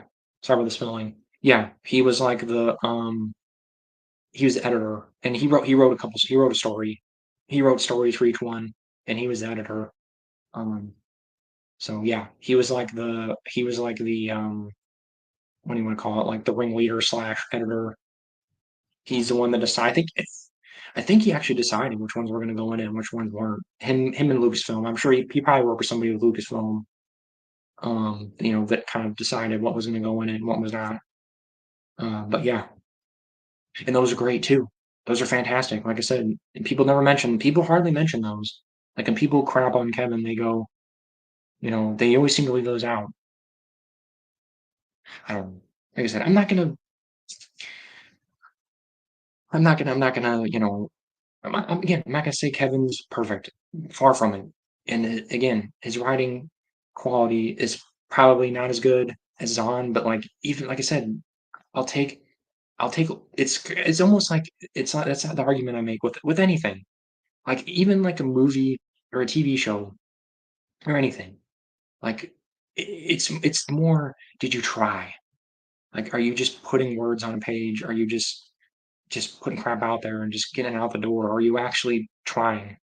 Because even if you don't have the skill, like as long as you try and like as long as there's a heart to it, I think it shines through. You get what I'm saying? Like, because I know Kevin's like he was a technical writer. I think I don't think he did not have like a formal writing education. I think he was engineer or something. He was engineer, I think, and he like was a technical writer. He wrote engineering manuals and stuff. So he did not have like a writing background or whatever you want to call it. He did, but not in like the terms of like he didn't write novels or anything or stories or anything. So yeah, is his writing prowess as good as Zahn's or like somebody like Robert Jordan or whatever? No, it's not. I'm not going to say that, but the ideas are good enough that carries the story for me. The ideas and the way he writes certain characters and just that carries it. That carries it for me. It's kind of like we were talking about inheritance, the inheritance cycle. That's how I feel about that kind of and a lot of stuff like that. Like I don't know, like stuff people would consider lower quality. I mean, I don't know. I guess I'm just gonna keep talking here because nobody's saying anything. But you know, I think that heart shines through if you have a good enough idea and you have to have some skill. I'm not saying that you don't. You have to have some skill. But if the idea is strong enough and you put your heart and soul into it, that shines through to me. And I feel like Kevin does that for the most part. So I feel like Zahn. I think Zahn did it. Zahn did it first. I mean, because clearly that Thrawn trilogy, he poured his heart and soul into that clearly. And for the most part, Hand of Thrawn, I think he pretty much did with that too, for the most part. But just his later stuff, I just felt like it just felt phoned in. I think even parts of Hand of Thrawn felt phoned in, if you want my opinion there. But I feel like his later stuff, he just phoned it in. I'm sorry, some of it, not all of it. I think he phoned a lot of it in at the end there. Sorry. So that's just my opinion. But most people disagree with me. Most people would think I'm insane for liking Kevin J. Anderson better than better than Zahn overall. Um, I think you like the book Thrawn. It may be worth an audiobook, but I don't like too much Disney, Star Wars otherwise. Yeah. I've heard Thrawn, yeah, I've heard the first Disney Thrawn book's good. I might check it out eventually. I'm not in a rush to read Disney stuff. Tony, I don't know if you were here when I talked about this, but I'm not in a rush to read Disney canon stuff at all. At all. I've got the EU. There's stuff I haven't read all the EU yet. I've read most of it, but I've still got some of it I got to read. Um, and I'm more inclined to read fan fiction. I know I've mentioned this before. I don't know if you're here when I said this. I'd rather read fan fiction of EU stuff than I would rather read Disney stuff. So sorry. I mean, if I find it at a thrift store or something, maybe, or like, yeah, like if I'm finding it dirt cheap or free or something, then maybe I'll read it. But I'm not gonna go out of my way or anything to read any Disney stuff. Sorry. That's just me. I have no problems with people wanting to read it. I have no issues. I have no issues whatsoever with the people that like Disney stuff. I have no issues. I just prefer not to read it. I would rather read. I would seriously really rather read fan fiction. I'm strongly considering. I'm gonna consider. I'm going to actually. I'm going to read after I'm done with the EU. I'm gonna read EU fan fiction because there's some EU fan fiction that fills in holes and like finishes some stuff that was never finished. Like Force Unleashed 3. Somebody wrote a Force Unleashed 3 novel. I'm gonna read that. Honestly, I would rather read that. I know. That sounds really bad. Like that almost sounds a little vindictive, but I'm not joking. I mean, I really would rather read fan fiction of EU. I'd rather read EU fan fiction. Tony Wash, I don't blame you. Yeah, that's just me. Again, I there's people that like both. There's people that I have no issue with it whatsoever. But it's just that's me, man. I've pretty much made a clean break with Disney Star Wars. Like I said, I don't think I'm gonna watch Ahsoka. I don't think I'm gonna. I've had probably on my streams, I've had probably at least a couple dozen people ask me, and I don't think I'm gonna. It's funny. It's funny now that the show is nosediving. I've only had one person ask me that now. It's funny. I had like a dozen. As the hype was building, I had like people at like I had like 10 people, then 5 people, then now just the one person because the show was like nosediving. So it's just proved my point. It's just a product. It's just a product of Disney. They don't care. I'm not gonna say you won't get you'll get a fluke here and there. It's kind of like a broken clock is right twice a day. Yeah, that's how I look at it. Yeah, you'll get a good comic or a good book or a good video game maybe like once in a blue moon, but it's not worth the investment.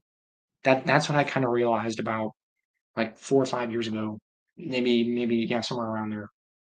It's not worth the investment. It's not. It's not worth my time to spend reading whatever a dozen books when like maybe one of them's good. It's not worth my time. I'd rather read something else. Like with the EU, like so that's an argument I always make about the EU because stupid people will go, "Oh, the EU, most of it was crap," and the first thing I always say, have you read any of it? And 99.9% of them will say, "No, I don't have to read it to know it's bad." What? That doesn't make any sense. That's like going into a restaurant and it's all this food, like, "Oh, this food is crap. It's all sucks." Well, have you tried any of it? No. How do you know that then? I love that. I love how people. Hell, actually, I'll ask. I even go further than that. I'll say, Have you read any book? Have you read any book? And like I would say, 8 out of 10 of them will say no. Will say no. I don't read. But then what are you complaining about? It's something that doesn't affect you, first of all, and second of all, I argue. My argument is the complete opposite. Most of it is good. I will die on that hill. I think most of the EU is good. I would say like 70 to 80% of it is good. Actually, I'm gonna say 90%. 90% of it's good. Most of it is good. Is there some bad stuff? Yes. Yeah. But that's the funny thing. Even the bad stuff, I would seriously rather read the bad stuff. I'd rather read the Crystal Star. Honestly, I think I'd rather read that than watch Soga. I know that sounds horrible. That sounds like sacrilege. I know that's sacrilege for a lot of people, but I'd rather read the Crystal Star or like I'd rather read a mediocre EU book than watch the Disney stuff because it's just they put little flecks of it that are like I told you guys I knew it. I knew the beginning would be good because they did the same. They do that every time. Did that with Obi-Wan. They did it with Boba Fett. It starts off good. They always do that. They hook you at the beginning and then the rest of it's crap. They do that, and I know a lot of streaming shows do that. It's not just a Star Wars Disney thing, Disney Star Wars thing, but they do that. They trick you. They are tricking you. They use the FOMO thing too, the fear of missing out. They use that too. They are smart. they have marketing people that sit around and do this. That's what they're paid to do. They sit around and find ways to get you to watch this stuff. And I know people are starting to wise up to a lot of this stuff, but you know, I, it's just, man, I can't even get mad anymore. Like I said, I can't even get mad. I used to get mad I'm past it. I'm done. Like I'm pretty much I think I'm done with Disney Star Wars, like pretty much 100%. I watch clips of it and like maybe like if there's some cool stuff for Thrawn, maybe I'll watch some clips of it. But I'm not gonna sit down and watch it for like an hour, for hours. I'm not gonna do that. I'm not gonna do that. I regretted the time I spent on Boba Fett and Obi-Wan. That was a complete waste of time. Both of those were a complete waste of time. Sorry, not to get like depressing here, but those were both a complete waste of time. And Mandalorian, I even kind of regret watching season two of Mandalorian. I kind of regret that too, honestly, because yeah, I don't know. It's hard. Season one was good, and then season two had a couple moments, but mm-mm, mm-mm. I regret it. I really regret it. I regret watching like most of Disney Star Wars, honestly. Like 90% of it, 99% of it, honestly. Did you ever hear of the game Escape from the Death Star? I had it as a boy. It was played with dice and it was based loosely on the board game. Sorry, video games aren't a thing yet. Yeah, I had it actually. I had it. I think I sold it. I think I had to sell it because I was moving. Yes, Escape from the Death Star. I know exactly what you're talking about. It's a big board game. It's like the tiles are like the Death Star trench and stuff. Yeah, I know exactly what you're talking about. You have to blow up the Death Star and yeah, I never played it, but um you don't have to be sorry. I mean, yeah, video games. I mean, they existed, but yeah, video games they weren't really a thing. Like home video games. The Atari, I thought the Atari 2600 was out, right? Most people probably didn't have it, 1977, but maybe that one, maybe 78, somewhere around there. Um, but yeah, video games barely existed. Yeah, they did. So yeah, most people played board games or RPGs or I mean that was kind of a nerd thing, but yeah, board games. Most people play board games. But yeah, I know exactly what you're talking about. I had it in the box and everything, and I had to sell it. I had to sell it. Sorry, that might disappoint you. I wanted to keep it, but I needed the money, so I had to sell it.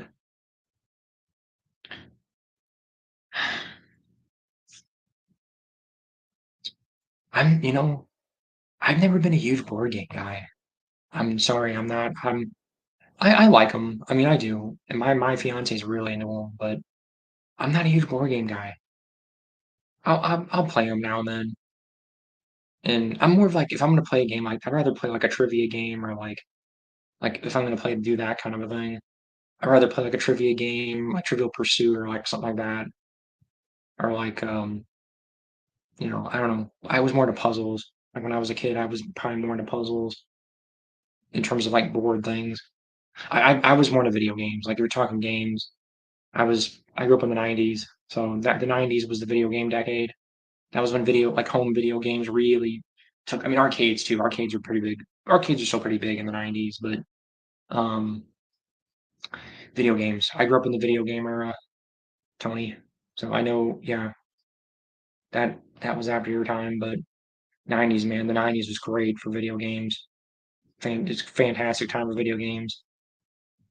There's some good board games though too, but that's when video games kind of took over in terms of like the thing games kids would play. So, you know what? Yeah, maybe I'll try to find it one of these days. Escape from the Death Star. So maybe I'll try to rebuy it or something. If I can find it cheap or something. Oh man. All right. Now I'm losing people. Yeah, I guess people are leaving. I'll probably end this one a little early because oh man, a little tired. But I don't know, other people that are in here. There's only 2 people in here if you wanna say something. The questions really slowed down here, so I know I went on my rant there for a while, but nobody was saying anything, so I'm just gonna keep talking. So, oh man. I know I don't know. I know some people probably have to work tomorrow. So anyway, anything you guys want to say or ask or talk about? I'm all ears. We don't have to talk Star Wars. We do not have to talk Star Wars. If you don't want to talk about Star Wars, we can talk about whatever. Doesn't make a difference to me. But I don't know. I can't think of anything else to talk about. Um, shoot. Um, oh, I saw that new Dracula movie. It was good. I liked it. I don't know if anybody wants to talk about that. I'm weird. I'm a weird millennial. I like a lot of old stuff. Most millennials do not couldn't give two craps about like Dracula and I feel like a man without a country a lot of times when I talk to people my age. I don't know. I like old horror movies and like old stuff. I like old stuff. Most millennials and especially Gen Zers, like people after me do not care about that stuff at all. Okay, good show. Yeah. No, thanks. Yep. Probably next weekend. Like I said, probably Saturday. I'm gonna probably try to do it on Friday or Saturday next time. So I might do, you know, if I reach 5,000, I'll do something. I'll do something for 5,000 because that's a big milestone. But anyway, yeah. Thanks, Tony. So I might probably end it unless the other person that's in here wants to say something. I'm probably gonna end it here. Maybe end it a little early so I'm not doing this till like 2 in the morning like I did the last couple times. So other person, say something. I don't know.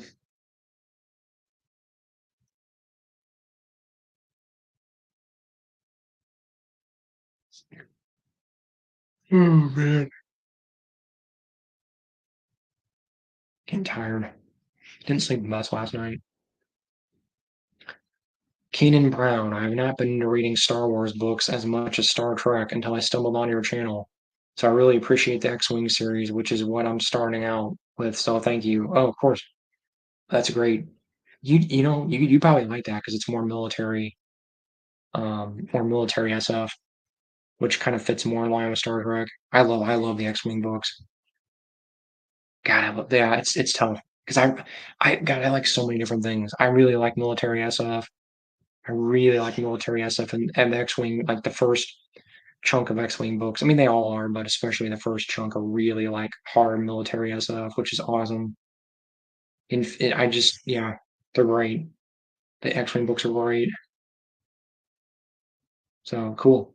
That's awesome. I'll do some Star Trek stuff. Don't worry, Keenan, and anybody else is watching. I want to do Star Trek stuff. So it's coming. Don't worry. There's a lot of it already on here. So I'm gonna try to do things that aren't really haven't been done yet. But yeah, I'll do Star Trek stuff. Don't worry, because I like Star Trek a lot. I do not as much as Star Wars, but I do like Star Trek for sure. So don't worry, folks. It's coming. I'll do other things. I don't know. I think I'm gonna do something different. I'm getting a little. I feel like I'm getting a little pigeonholed with Star Wars a little bit, and it's getting a little repetitive. So I might do something else here soon. I'm getting it's getting a little repetitive. I feel like I need to branch out a little bit, do some comic like maybe I'll do some comics or something. So I don't know. But yeah, you're welcome, Keenan. I that the X-Wing books are that's what really rocketed my channel because none of those are on here at all. None of them. That when I started putting those on, that's when I went from like because I think the Splinter Cell books I got that got me to like 1,000, and then when I put the X-Wing books on, those got me to like 2 3,000. Those like basically doubled my subscriber count within like a month. So I think I need to do that. I need to change it up and do something else. I don't know. Maybe I'll do Plagueis. I don't know. I know that's Star Wars. I might do Plagueis as like one last like big Star Wars book for a while, and then I might do some different things for a while. Because it seems like everybody asks me about Plagueis, and I guess that's not on YouTube. I guess it's not. So maybe I should just do that. Nobody's requested it though. I don't know. I'm not sure what to do. I don't know. I kind of lean more towards the comic thing. I'm starting to lean towards that because yeah, there's people doing that, but I don't know what to do. There's so much to do. That's the problem. There's so much stuff that needs audiobooks or that needs, whatever. There's so much stuff. I don't know. I haven't decided. I'll figure it out. I mean, I'm gonna keep it going, but I don't know. Maybe I'll do a vote because my subscribers, my Patreon people is only a little small chunk of my subscribers. So maybe I'll do like a vote. Maybe I'll do that. I'll do a vote and see what people say. I haven't done a vote in a while. It's been a while. So maybe I'll do a vote and see what the consensus is. Put some different things on there and see what people say. So try to get feedback from you. That's part of why I did this. I'm doing this because I want to get feedback from you guys. So anyway, I don't know. I'd probably end this in about 5 minutes unless questions start rolling in here. Oh, cool. I don't know. I'm I don't know. Trying to unwind a little bit before I try to go to bed. But yeah, I don't know. Anybody wants to say anything? Now's your time. Probably gonna end this here in about 5 minutes. So I don't know. Unless you want me to just talk. I guess I can just talk about something. Um, I don't know. I'm trying to think. I've kind of been more into fantasy lately. I'm taking a little bit of a Star Wars like book break right now. I haven't been reading Star Wars. I'm gonna start getting back into it some more. But I've kind of been more on on a fantasy kick. Like I said, I'm reading through Wheel of Time right now, which is that's gonna take me a long time. I'm only on book two right now, so and I got 12 more books to go. P. What are we talking about? Late to the party? Anything? I was just talking about fantasy books because nobody's really asking any questions or anything. But if you want to, hey, your balls in your court here, man. If you want to say something, ask me something. But I was just talking about how I've kind of been reading more fantasy than Star Wars lately. I'm taking a little bit of a Star Wars book break, like in terms of my reading. Um, so I'm reading Wheel of Time right now. I'm on book two, and then I'm also alternating between that and the Inheritance Cycle right now. I'm on book three of that right now. So you know what's funny? I wasn't a huge fantasy person as a kid. I was more of a like sci-fi. I read some fantasy, like a little bit, but I was more of a sci-fi like um thriller, kind of sci-fi thriller person as a kid. I didn't even read a ton of sci-fi. I was more like I mean, it's like some sci-fi, but thrillers. Like I used to kind of just read like thrillers and stuff when I was younger, and then I didn't really get into like fantasy until I got a little older, until like high school, college, late high school, college. So I didn't have those like I wasn't into Harry Potter. I know that's a 90s like almost every 90s kid was into Harry Potter. I was not. That totally missed me. That totally, and there's some reasons, but just to sum it up, and that missed me. And that's because I don't have. I'm weird. Like most night, like 99% of 90s kids, like that's like you say Harry Potter, like oh yeah, I saw the movies or read the books or whatever. Like my friend, my best friend, when I was a kid, he went to the midnight. He would go to the midnight releases. Man, he was super into Harry Potter. He went to the midnight releases of when they started doing them. I don't think they did them for the first couple books, but when they started doing those for like the third book on, he went to every single midnight release, man, for those books. And he went. I don't know if he went to the midnight releases for the movies, but he was huge in Harry Potter, man. He kind of got me. Actually, he kind of got me into fantasy because I should correct myself with the fantasy thing as a kid. He had the David Eddings books, the Belgariad. And he got me to read those, and that was my gateway into fantasy. I was weird. Like most people's gateway into fantasy is like a kid book, like Harry Potter, or like you know, Chronicles of Narnia or something. But nope, for me it was an David Eddings, an old like '80s like Lord of the Rings knockoff.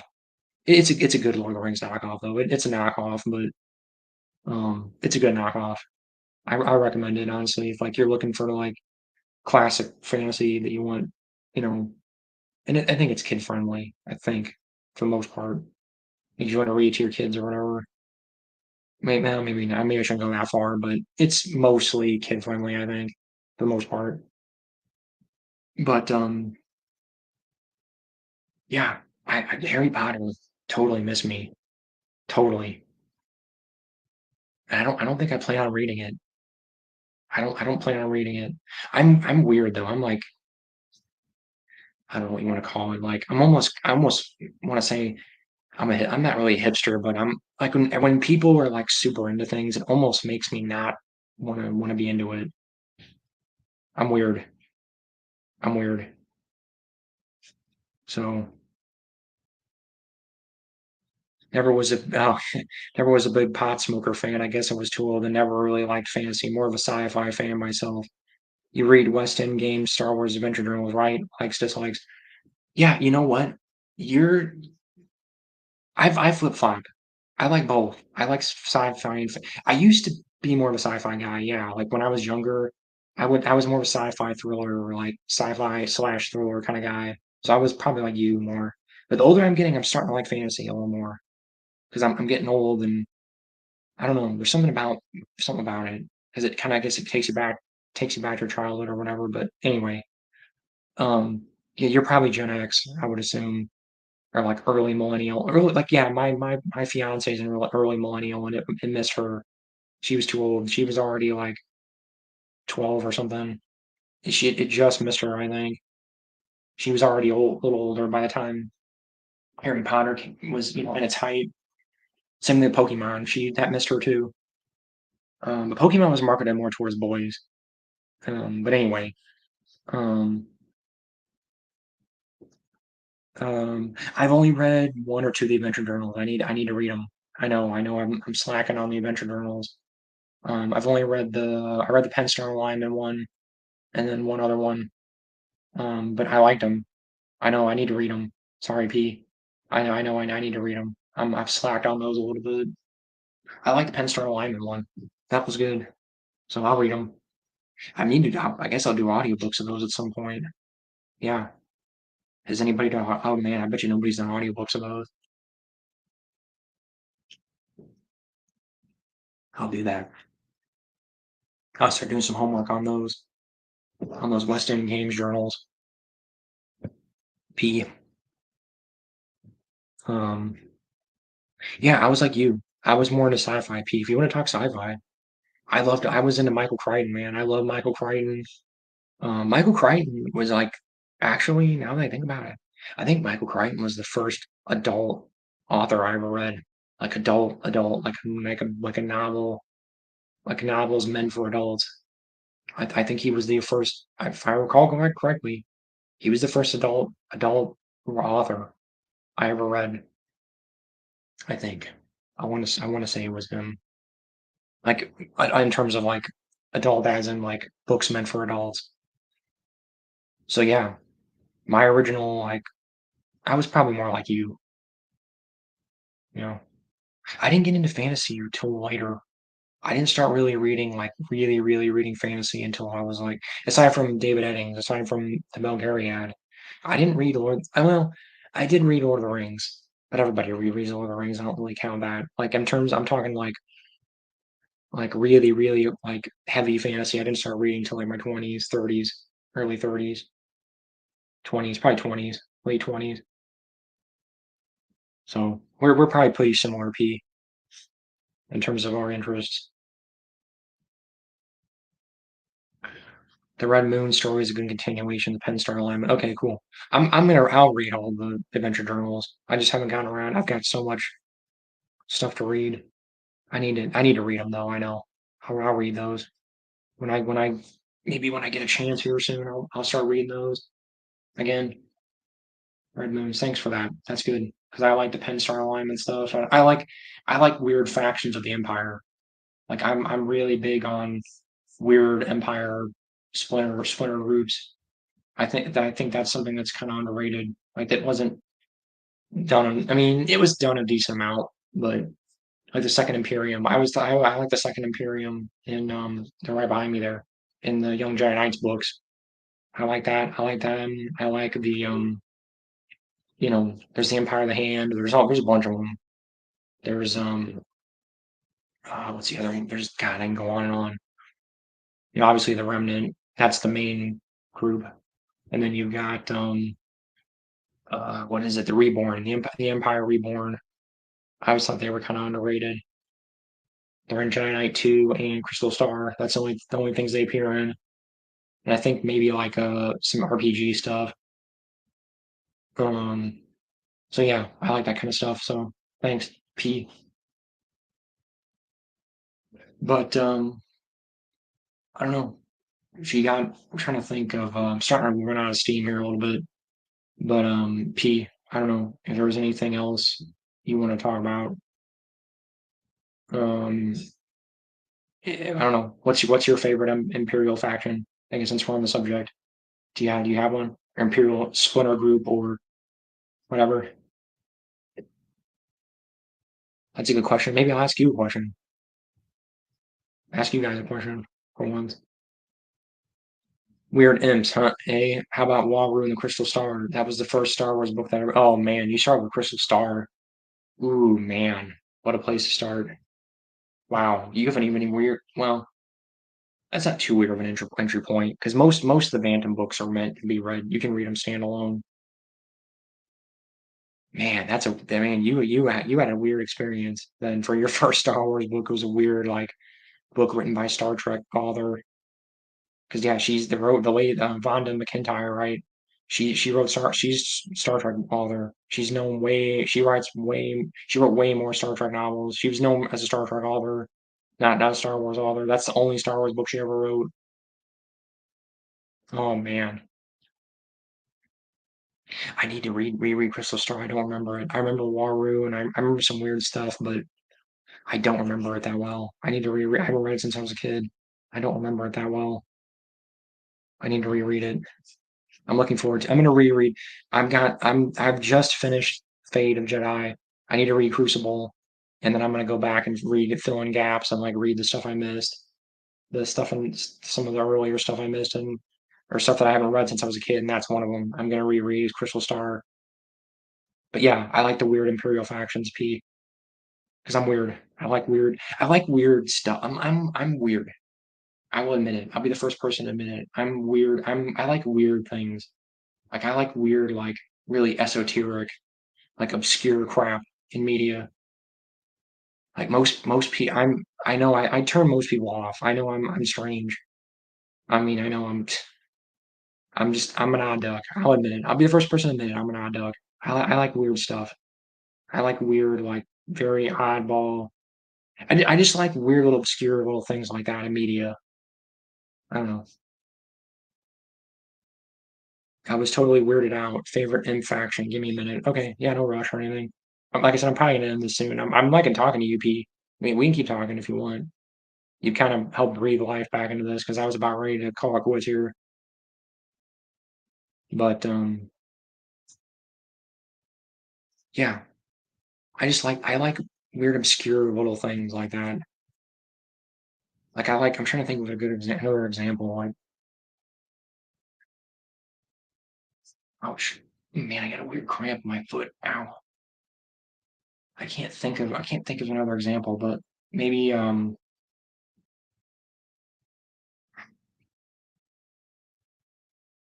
don't know. Like stuff like this is kind of stupid, but like stuff like on Wikipedia, there's a Wikipedia article for like for a chair. Like just it's weird. Why do you need a Wikipedia article for chairs and like every appearance of chairs? It's so strange. I don't know. It amuses me. Stuff like that amuses me. Like that there's a Wikipedia article for chairs, or like a Wikipedia article for like I think isn't there like I mean I'm trying to keep it PG here, but isn't there's a Wikipedia article for for breasts? Like why do we need that? What is the point of that? Lucasfilm. Or I know it's a fan run thing I think, but we really need that. We need a Wikipedia article for breasts. What? Or chairs or like what do we get? Have a Wikipedia article for oxygen? There probably is one. I'm I'm I'm joking, but I bet you there is a Wikipedia article for oxygen or wind or something. Like, ugh, it amuses me. Like just the fact that somebody took the time to like to write that out and to just sit there and find every reference, every chair. Like, I wonder if they really went through every single freaking Star Wars book and looked for chairs, like any reference to a chair in Star Wars in every Star Wars piece of media. I don't know. That amuses me. It amuses me there's wikis for everything. Like when the internet, I was around for when the internet first started really getting like popular, and it was a weird time, man. Like the early 2000, early like or I should say mid to late 2000s was weird when the internet started really getting popular, and like there were people just wikis for everything started popping up. Like there was a wiki, like there's a wiki for Die Hard. There's a Die Hard wiki that talks about like John McClane's, you know, like every facet of his life, like what his favorite soda is and like his favorite beer and like it's just like that amuses me. Like somebody took the time to write what figure out like from either from like the novelization, probably one of the novelizations or like maybe like a video game or something like what John McClane's favorite beer is. Like what God, what do you like? I almost want to say, and I'm trust me, I love this stuff. I'm a weird nerd, and even I'm looking at that going like, really, like you really somebody took the time to figure out what John McClane's favorite beer is. Wow, that is impressive. That is like nerd. That's like to me, you're like the king of the nerds. There, you win. I bow to you, sir. Like I'm a huge nerd, and I obsess over really esoteric, like really nerdy things, and even I will bow to that. You put me to shame, sir, because I love Die Hard, but I'm not worried about what John McClane's favorite beer is or his favorite cigarette, or something like that. I don't know. I don't know. P, welcome to the weird then. Thrawn was a favorite, of course, but Dala and Darksaber was cool. The fact that she didn't hire aliens or anything. Oh yeah, I love Dala. Oh man, you're speaking my language. I just reread Darksaber actually not too long ago. That book is so great. That book is still great. Everybody craps on that book. I love it. I love that book. It's right there behind me. It's right here. I freaking love Darksaber. God, that book is great. It's just Imperials doing their I love the Imperial chapters. The non-Imperial chapters are a little hit or miss, but like the Imperial chapters in that book are just fantastic.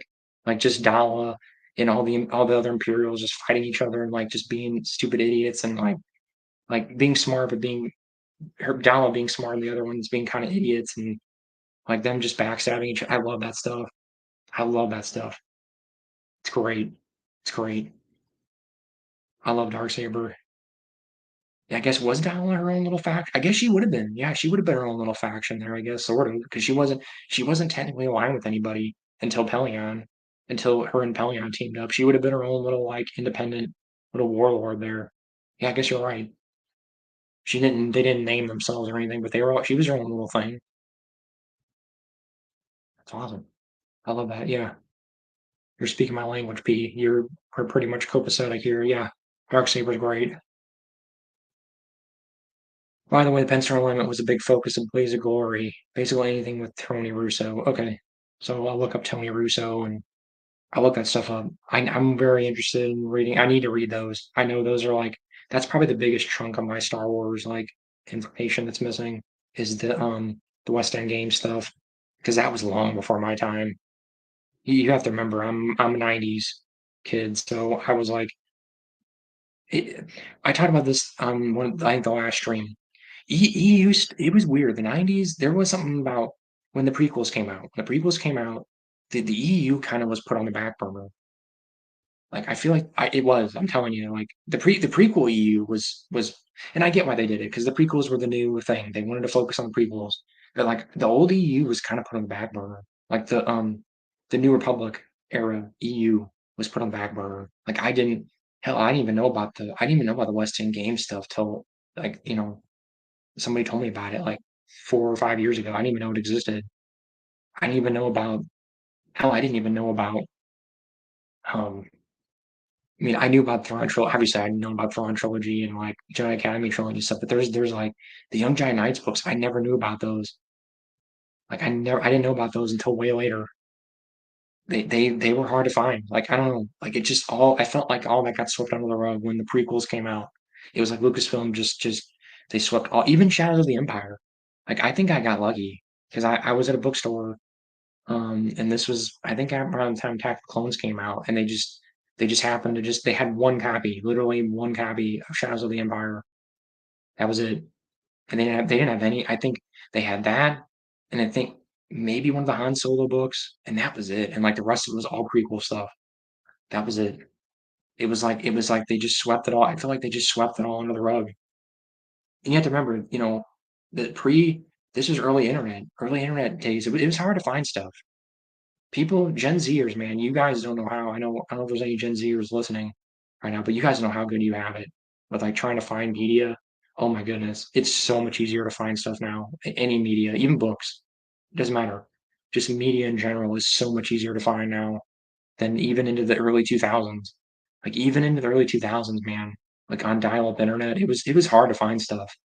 It was hard to find like if you were looking for a specific piece of media, it was not. It was hard to find like to like hunt something down. There weren't big databases of like just looking up every single if you wanted to look up every single Star Wars book. There was really no way to do that. Not really. There were fan sites and stuff, I'm sure, but it was the Wild West, man. It was the Wild West.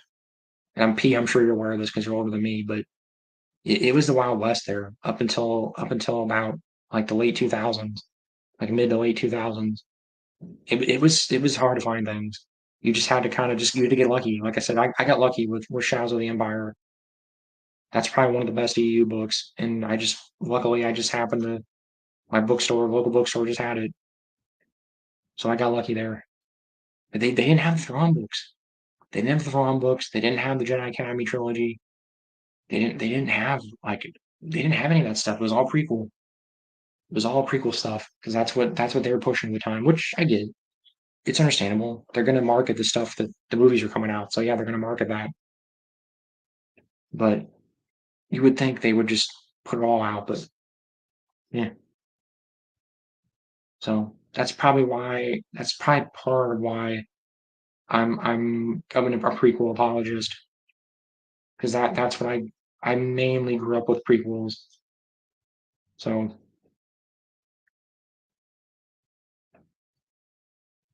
I joined your channel because we seem to have the same taste in Star Wars. Good show, by the way. You do know that Stackpole and Zahn have wrote a story together with in the Adventure Journals side trip. Yeah, isn't that in one of the compendiums or one of the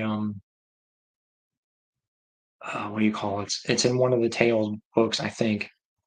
I think Tales of the New Republic. I think. Maybe not, but I'm aware they've written stuff together though, yeah. I haven't read all of it. But yeah, oh yeah, we seem to be on the same page, P. Like, oh yeah, I love Stackpole. I like Zahn a lot too, but oh yeah, I love Stackpole's my man, man. Like him, Kevin J. Anderson, they're like, and Zahn to me are like, they're like the dynamic trio. And I almost want to say, again, this is unpopular, but I want to say Zahn and Anderson are like the dynamic duo to me. Or sorry, Stackpole and Anderson. But yeah, you know what? You gotta put Zahn in there. Yeah, I'd say they're the trio there. Yeah, they're the three pillars. They are. They're the three pillars of the EU. Zahn's the foundation, like first pillar. Then Kevin. Then Michael. They're all boom boom boom. They're like the three pillars of the EU right there. So thank you. Yeah, no, I appreciate the positive views there, P. So to the New Republic, yeah, that's what I thought. That's what I thought. So yeah, I appreciate it, P. I appreciate the good vibes. So yeah, maybe I'll go to midnight. I guess I'll go to midnight. I'm already almost there. So um, yeah, I guess P. Let's see. Stackpole, yeah, and Stackpole's the bomb. Korean is awesome. Oh man, that's awesome. That's so cool. You got to read those new. They hold up though, man. They do. I read those. I read those like 10 years ago, and they still hold up. And I'm gonna reread them again. Those books are fantastic. Yeah, Cornhorn. Yeah, I love Cornhorn's my man, man. He's up there, man. Like Kyle Katarn, that's tough. I really like Kyle Katarn. Him and Kyle Katarn. You know what? I would have probably said Kyle Katarn up until I read those, and I'm probably Cornhorn's probably my oof EU characters. He's up there. He's like my number two, probably. I would say Jason's number one though. Jason Solo is my number one. I don't know if you were here when people asked me this. Jason Solo's number one. He's my number one favorite EU character. Then probably Corrin. Corrin's probably number two. Very close second. And then three's probably I want to say Cal Katarn, but if you're just looking at the overall EU, like video games, books, comics, see, I lump video games in there because the video games are EU. So if you throw that in there, I'd probably put Kyle in there number three. If we're encompassing the whole EU, books, games, comics, all of it. So yeah, totally agree with you, P. Stackpole is the bomb, man. He's the man. Him, Kevin, and Zahn. They're the men. They're the guys. They're the whatever you want to call them, the three banditos. They're the three amigos. They're the guys. And I feel it's funny. I know we were talking about this a little bit earlier. I know this for a fact. Zahn kind of have the spotlight. Like I feel like Zahn overshadows Stackpole and Anderson. I feel like Stackpole and Kevin J. Anderson do not get the recognition they deserve. They did a lot of heavy lifting. They did a lot of heavy lifting, and they don't get the recognition. They do not get the recognition that Zahn gets. Zahn gets, I think, more of a recognition than the other two, and that's a shame to me. I think, oops, I think Stackpole and Anderson are just as deserving as Zahn is for the as the foundational people in the EU, and just in general, just having great books. Period. So I don't know if you'd agree with me, P, but that's my opinion. It's just opinion. It's all opinion. We're talking about Star Wars novels here, so it's not like it's like rules or laws or anything. P, the X-Wing books are, oops, the X-Wing books were great. I love pilots, and then my mind was exploded when Koran turned to be force sensitive. Oh man, yeah, you would have. I'm trying to think. You know what? Was I spoiled on that? I think I might have been spoiled on that. Maybe. I'm trying to think. I think I was because I already knew about I Jedi, so maybe yeah, I kind of sort of unintentionally spoiled on that. No, not by you. Yeah, don't worry about. I've already read all those. But I think somebody told me because I already was looking into stuff and I knew I Jedi was about Horn. I'm like, oh okay, I guess he becomes a Jedi, but it didn't. You know what? It didn't bother me. Like it didn't like it was cool because you still get to see the journey. Like him finding, his grandfather's stuff. His grandfather's lightsaber. Like you still get the journey. It made it worth it. No matter even though it was spoiled and it was still great. That's how you know those books are great because even if you're spoiled, like I was spoiled by parts of the NJO too, and it's still fantastic. Like the first time I read it, I was spoiled on a couple things, and it's still amazing. Same, yeah. So I agree with it's just if the book is great, it doesn't matter, and that's how the Stackpole X-wing books are, and the Austin ones are good too. I just prefer Stackpole.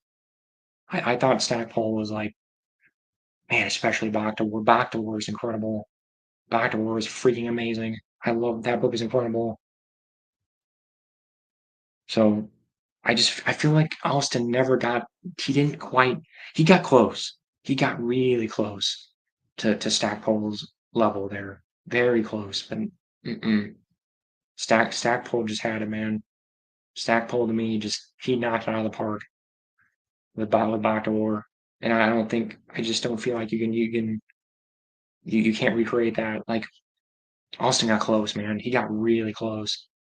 His books are great too. Trust me, they're great. But man, Stackpole knocked it out of the park. So it's kind of like James Luceno. That's how I feel about James Luceno with the NJO and why Legacy of the Force isn't as good. It's just not. I liked it for the most part, but it's like Luceno just knocked it out of the park, man. I don't know if you've read the NJOP, but a New Jedi Order, but man, yeah, the ending of that was James Luceno, unifying force, man. He just knocked it out of the park. That's how I feel about Back to War. Like with the X-Wing novels, like he just Stackpole just knocked it out of the park. It's like how do you can't top that. You can't top like near perfection to me. That's how I feel about the X-Wing books.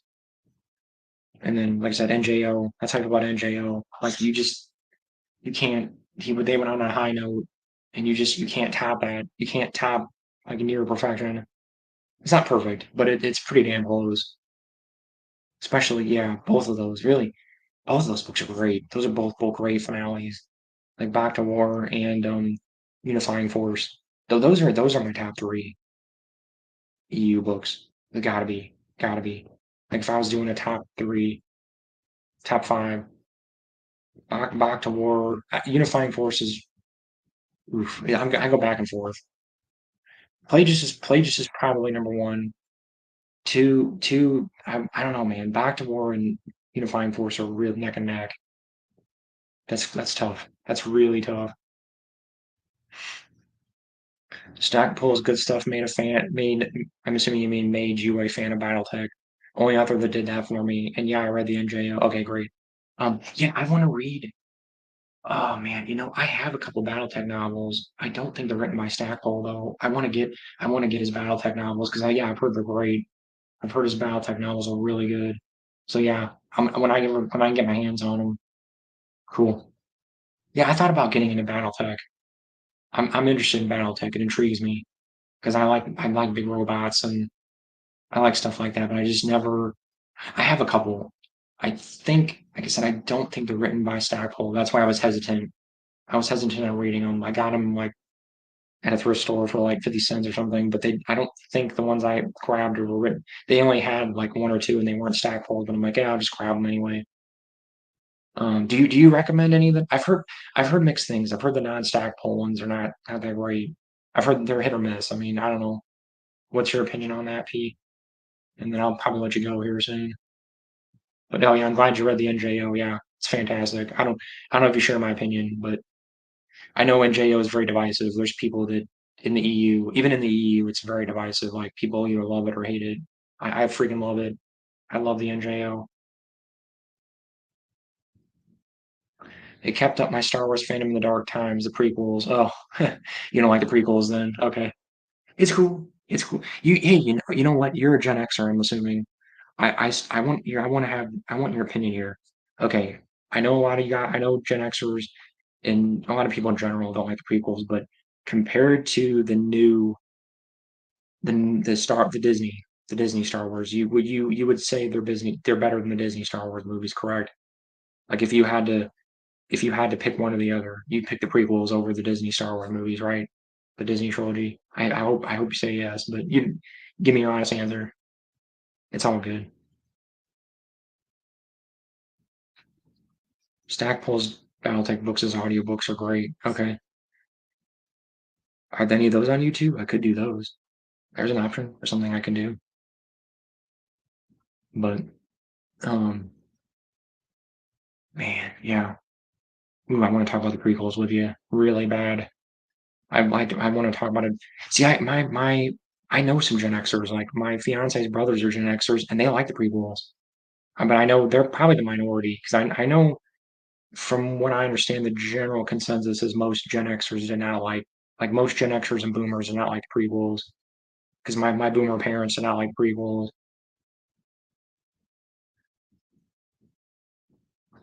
But it's funny, like there's a lot of weird, like there's a lot of revisionism with the prequels. Okay, good. Oh, thank goodness. Thank God. Okay. All right. So we're at least we can we have a middle ground there. We have a I don't know what you want to call it, but we have a touchstone there. Good. Great. Okay. Thank goodness. Okay, so I was a little worried there. You were going to be like, "Oh, I'd rather watch the Disney movies than the prequels." I'm like, "Okay." Worried me there for a second, P. Okay. Because yeah, at least they're made by at least George is there. Like I said, say what you will about the prequels, say what you will anybody, not necessarily UP, but say what you will about the prequels. It still felt like Star Wars. It still felt like Star Wars because George was there. George was there, and then on top of that, like all the stuff coming out was great. The video games were awesome. Like all the video games, all the books, all the comics, all that stuff was so great. It was so great. It was so awesome. And like I don't know, I'll defend the prequels at least.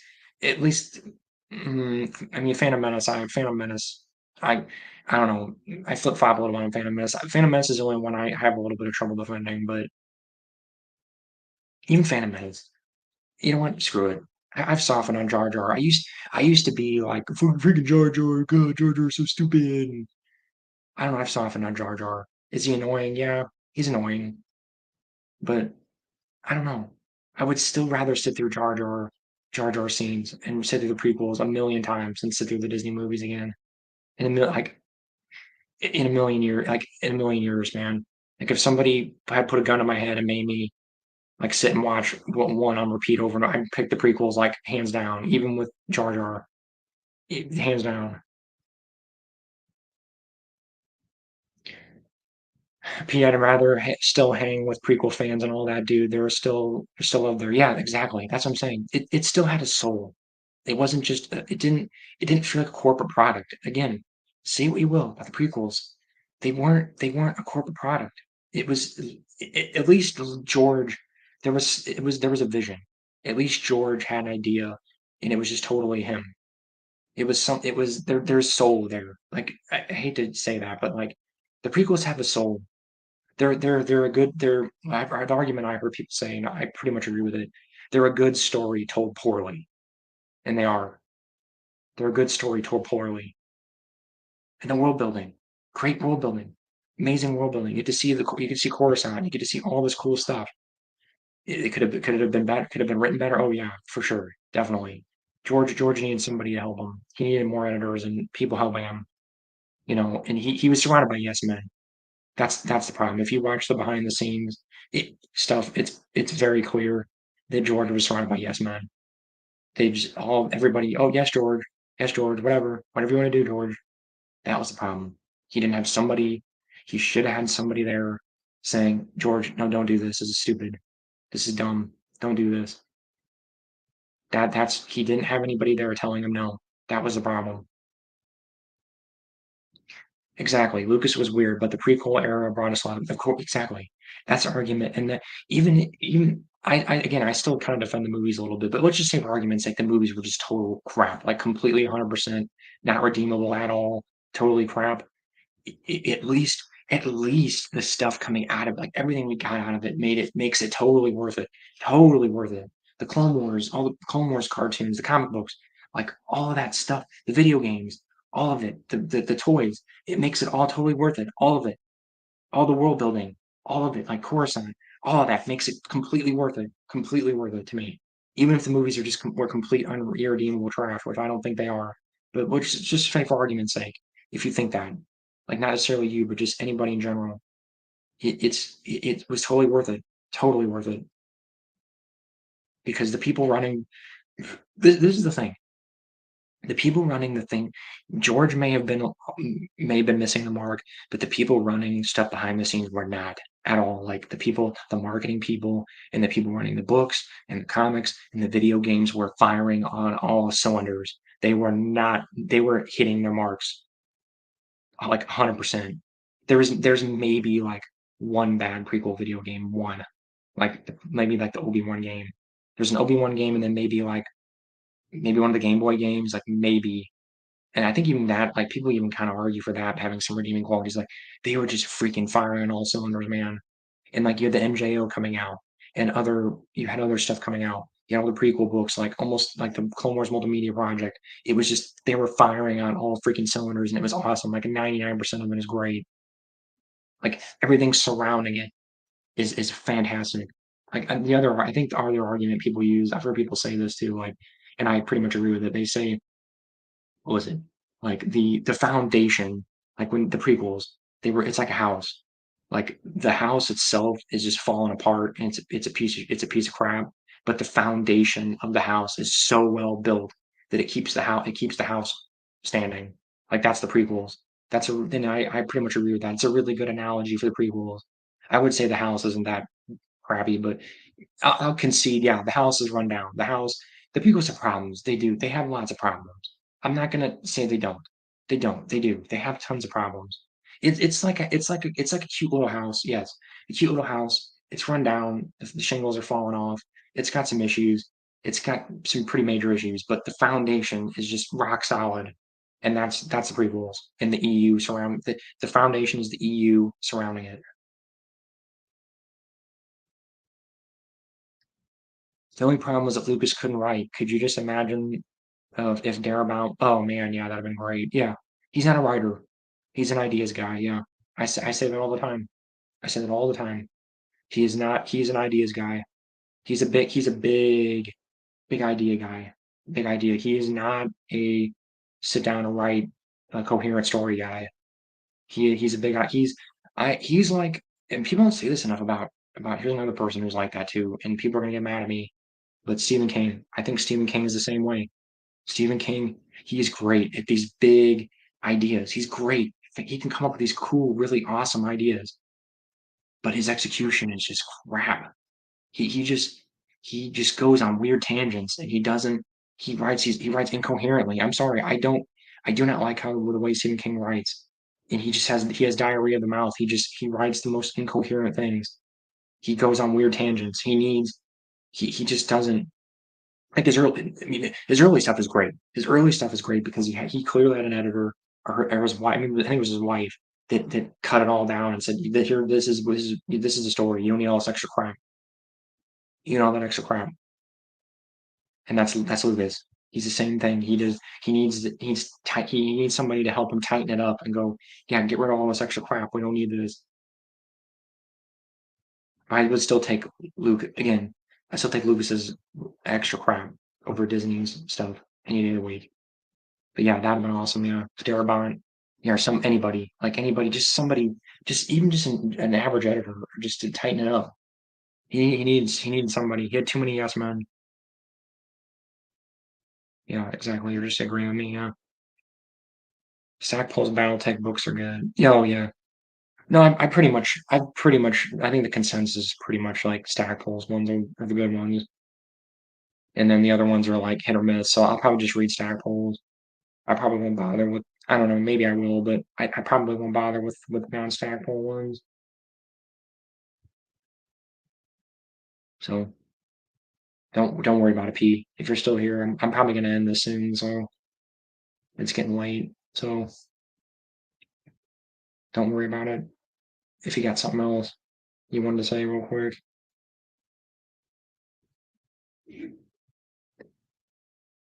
but I don't know.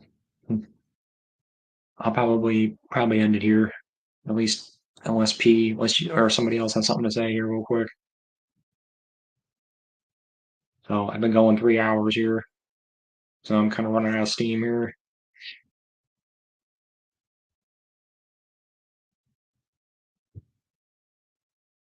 Fingar's, yeah, I've heard of some of these. Repose, Coup, the Warrior Trilogy, Then the Best, the Blood of Currency Trilogy, Lethal Heritage, Blood Legacy, Lost Destiny, Italian Hell, who was more less Korean and Battletech. Okay. That's awesome.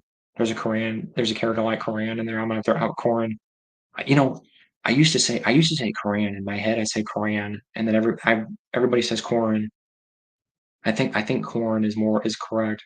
But in my head in my head when I was reading those, I said Korean, I think. So I say Korean sometimes. Sometimes I say Korean, sometimes I say Korean. I'm weird. Um, yeah, the Warrior trilogy. I've heard that's like the entry point, right? That's a good entry point, the Warrior trilogy. I think I've heard that. Yeah. And then the Blood of Currency. I've heard that one too. But is the Warrior trilogy like the entry point? Is that a good like entry point? P. And then I'm probably gonna leave it at that because I'm probably you're the only person talking to me. So if I had a bunch of people talking to me, I'd probably still let it go anyway. But yeah, let me know. And then I'm probably gonna let you go here before it gets real late.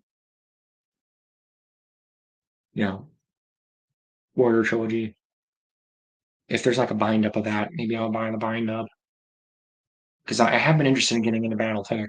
I've been very interested in it because it seems like it pushed a lot of the right buttons for me. I mean, I like Stackpole already, but on top of that, it's robots and it's like, isn't it? It's like it's politics, not really politics, but it's like it's a bunch of warring like a bunch of robots. Or it's a bunch of not robots, but I know they're mechs or whatever. And there's some politics and like some you know what you would call it like backstabbing and stuff. So yeah,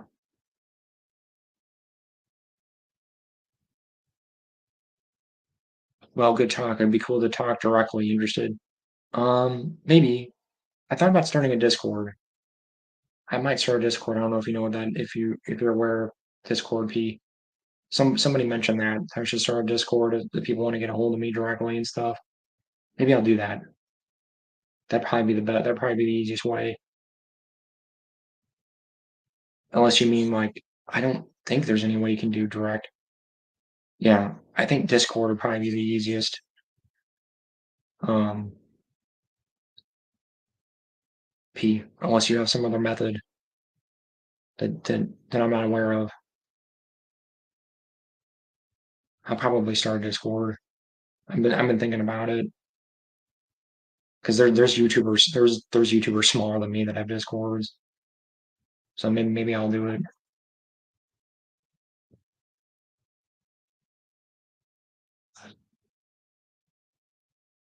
Yes, I got Discord. Warrior Trilogy is a good start,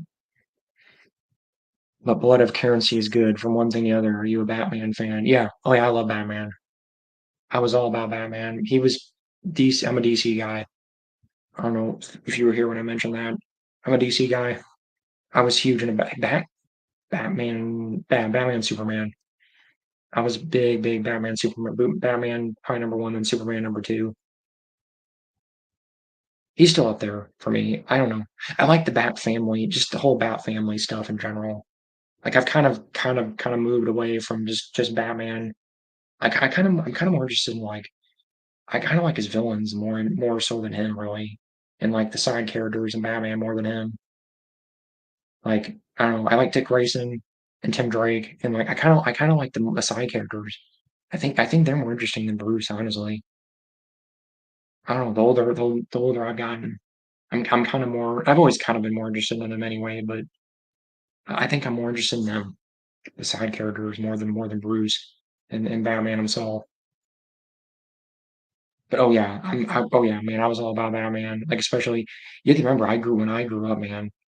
Like Batman was, he was the man. I mean, in the '90s, he had the 80 in the Tim Burton movies. And people forget like the Tim Burton movies; those bled well into the '90s. Like people were still talking about those well into the '90s, like well into them.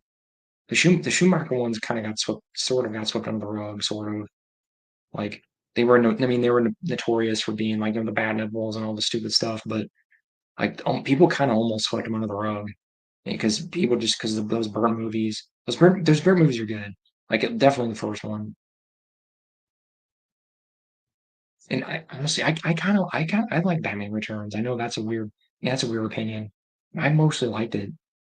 It's kind of weird. It has some weird stuff, but and then the Dark Knight movies, those were great. At least the Dark Knight. I thought those were overall good, very good. The Christian Bale ones. I thought those were overall pretty good. Those were overall good. Batman's had a pretty good track record, like movie wise. He only had the one really bad movie, the the that one Schumacher one, Batman and Robin. That's even Batman Forever has some redeeming qualities. Just he only has one really, really, really bad movie. The first Batman fan film was made in Finland, Crime Alley. That's cool. Are you finished, P? P, if you're finished, that let me know. Are you in Finland? Are you from Finland? Because we'll have an interesting thing to talk about here. Because I'm Swedish. My grandma was born in Sweden. I know Finns and Swedes. I know we're different, but we're pretty similar. I don't know, P. I'm not sure. I mean, I don't want to go too much off on that tangent if you're not Finnish. I wonder why you would mention that. I mean, I'm American. I'm of Swedish descent, I should say. Excuse me. I'm not. You know what I mean. You know what I meant. But my grandma was born in Sweden, so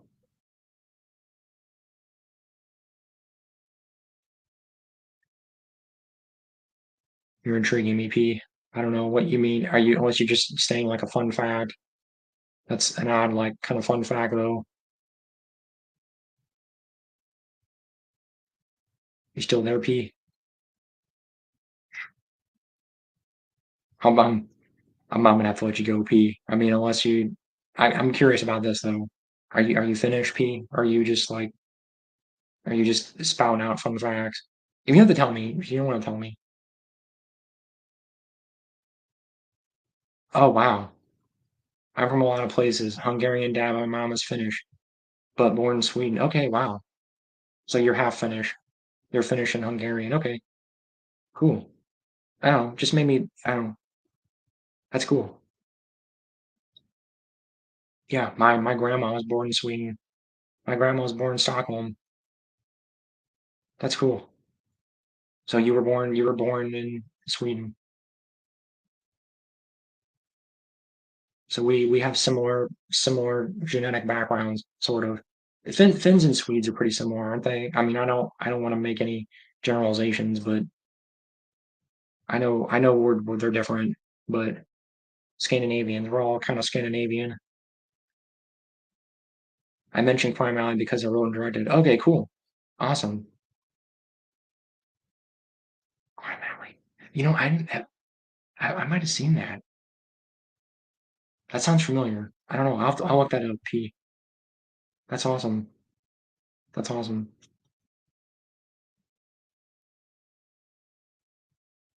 That's cool.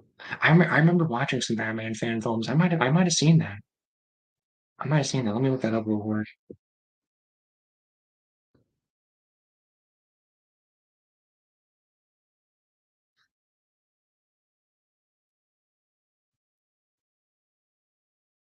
Let's see.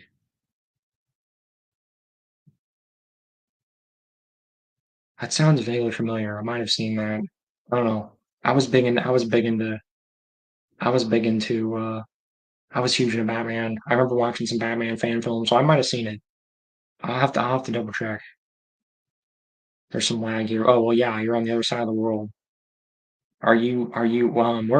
Are you in Finland or Hungary?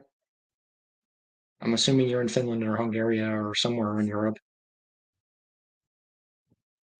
I'd like to go over there. I'd like to go to Sweden at some point. And I have family over there still. I have cousins. I have cousins and stuff that are over there. I never met them or anything. They wouldn't know who I am probably, but I'm tempted at some point whenever if I ever get a decent amount of money to go over there. But but yeah, the Scandinavian blood here is strong with us and the Force and a tendency to like Stackpole. But that books, yeah, that is funny. We have like similar tastes and we're both Scandinavian. Interesting. Yeah, maybe we're blood brothers or something. That's cool, Pete. That's cool. That's awesome. I like talking to people from what I like. I like that. I like talking to people from other cultures and stuff. That's awesome. That's really cool.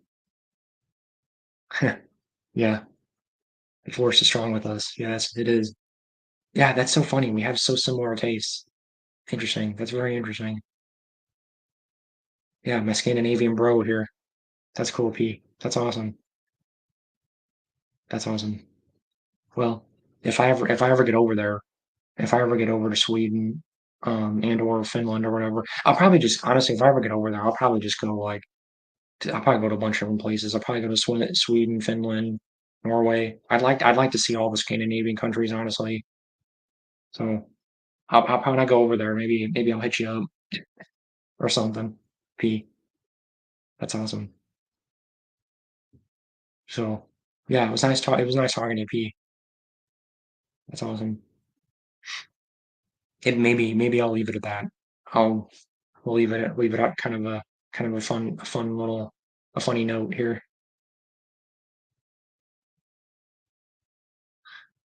Minelinsky currently, and no, I shouldn't be able to see Crime Alley because it isn't out yet, not on YouTube. Still going through. Oh, okay. Okay, so you just filmed it. Oh, wow. So you're a filmmaker. Awesome. That's cool. Okay, so you're in Helsinki. Yeah. Oh, yeah. You're in Finland. Yeah. Okay. Awesome. Yeah. I'd love to visit over there, man. You guys have beautiful. It's beautiful over there. Like Finland, Sweden, Norway. I'd love to see all that. I'd love to see that. So I'm gonna try it here someday. Someday. And I'll hang out with UP and when I'm in Finland, and or I'll see my family in Sweden, and then I'll go to Finland and hang out with UP. So, um, yeah, that'll be cool. Maybe I'll go see one of your movies or something. I'm assuming it's in Finnish. I'm not gonna be able to understand it unless there's subtitles or something for English for American Yankees like me. So anyway, yeah, Pete, come back. I mean, I'll be doing this. I'll be doing this. I'm probably gonna do this every weekend. I'm gonna try to do this at least once a week. So yeah, P, if you're interested in talking again, I'm very interested in other cultures. So I'm intrigued, and I don't get a chance to talk to Scandinavian people much. I'm in an area where there's not a whole lot of Scandinavians. Most of them stay in the U.S. Most of them are up north. They're up in like Chicago and Wisconsin and Minnesota and stuff, and I'm down south. I'm in Missouri, so there's not a whole lot of Scandinavians down here. It's mostly Germans. It's a lot of Germans and like um a lot of Germans, and we have a lot of I can't get it out right now. Um, anyway, a lot of Germans, lots of Germans. French, lots of Germans and French. Not so many Scandinavian. Yeah, it ain't too bad. Welcome a beer and sauna. Hey, no problem. Finns use subtitles, not dubs. Okay, so you guys use subtitles, okay. For English, do you do that for English speakers or just I'm assuming you do. I don't know. So yeah, interesting. P. I'll let you go. P. I mean, it's pretty late here. I know for you, it's probably morning for you, right? Probably like what, 6, 7 in the morning, 8. It's like midnight here.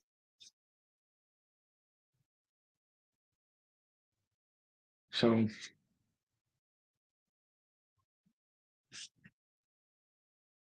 probably gonna end this. I mean, I really want to keep talking to you, P, but I'm running out of steam here.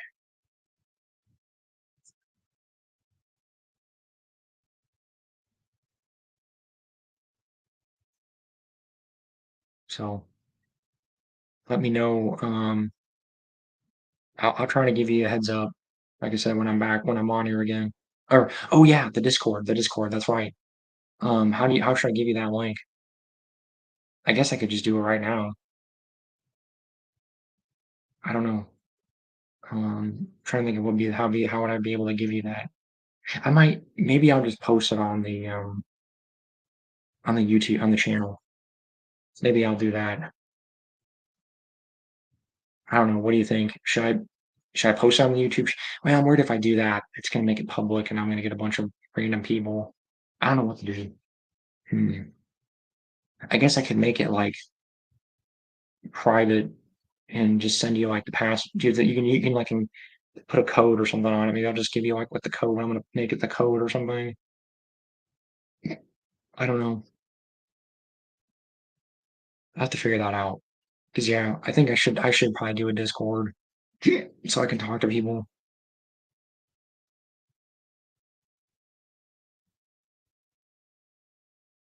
Hmm. I don't know. I guess I could just do that. I guess I could do that now. Is it pretty quick? Is it pretty easy to do? I've got Discord already installed. I guess I could do it real quick here.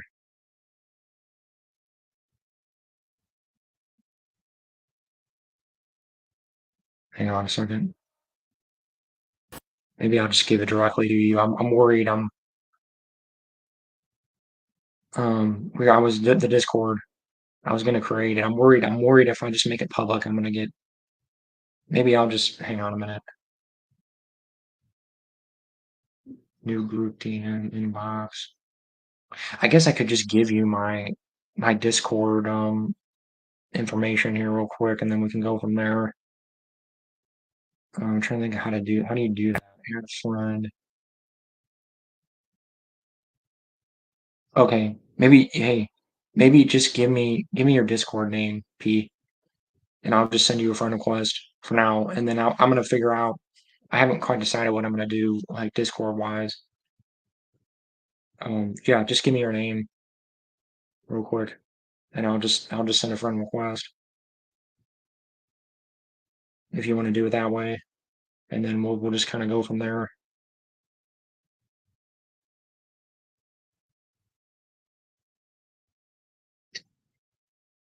There's a delay because you're like halfway around the world, so it's not a big deal. But just when you get a chance, yeah, just type out your Discord name, and I've got it open right now. I'll just send your friend request, and then we'll just go from there.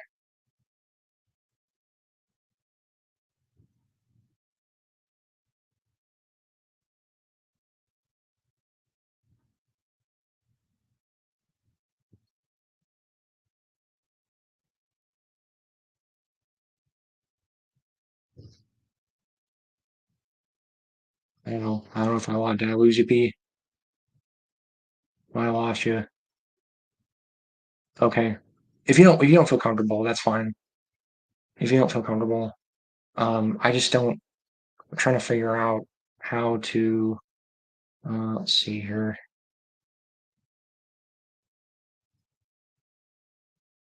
Because you said, were you you were the person that said Discord, that you want to talk on Discord, right? Or find a way to talk. Yeah, it was you.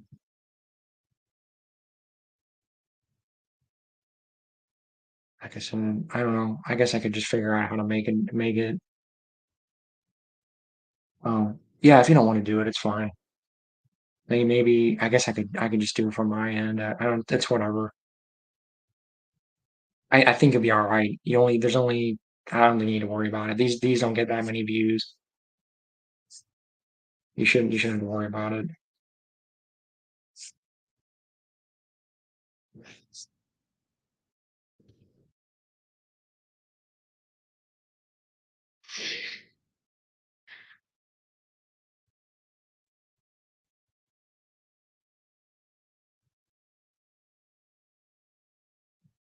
Okay, where is that at? Let's see here. Well, it should be create category. Okay. Let's see here. Add a server. Create my own. Okay, I guess I could do that. Maybe I'll just make my own here.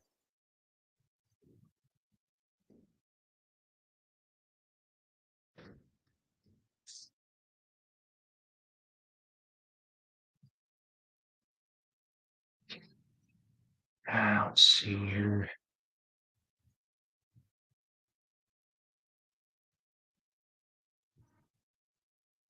I don't have a logo. Um, Crap. I don't think I have my logo on here.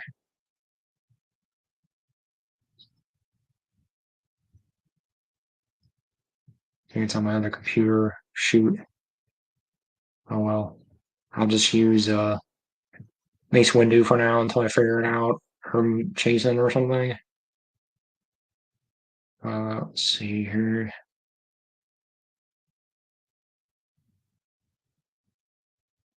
Um, man, come on. I'll use the librarian lady for now. Yeah, I can change them later. Okay. All right. So invite your friends. I think I got it going here. Okay. Copy. All right. I guess I don't care if other people seeing this. Okay. Here I got mine. Just don't worry about it, P. Just go to mine, I guess.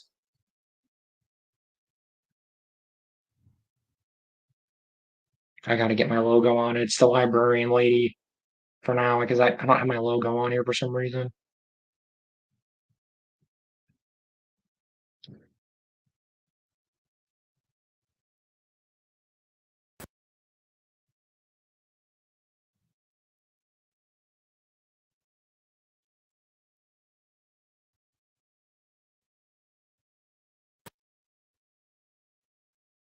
Okay. Just go ahead and go to mine. It's fine. Anybody watching this, I don't care. I mean, this is gonna be the. I guess I'll just make this the. This will be my channel here. I think I've got the. Hang on. I've got the friggin' sound turned on here.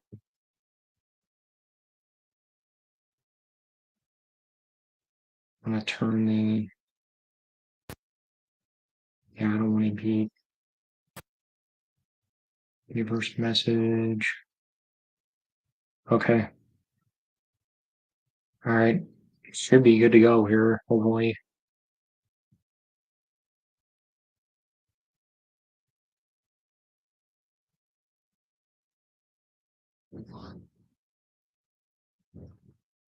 Okay. Crash tester, I'm assuming that's you.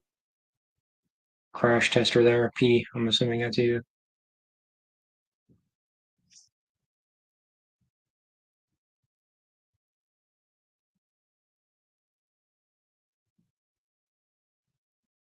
Yeah, it's Crate Dragon is my name. I guess I'll change it. Um, So, all right, cool.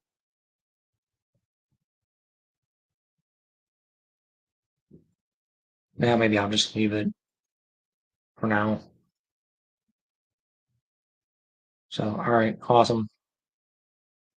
Anybody watching this, if you want to, like I said, if you want to go on the Discord, if you want to talk to me outside of YouTube, that's going to be the way we're going to do it probably from now on.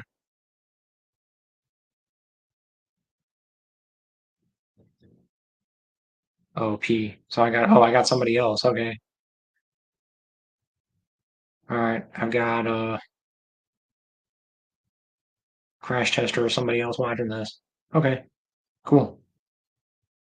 Anybody's free to join. We can talk. We can talk whenever. And this that probably be the best way to get hold of me if you need to if you have any questions or especially Patreon people. If you're watching this, I'm gonna probably make a separate. I might make a separate thing for Patreon people. So Patreon people can talk to me.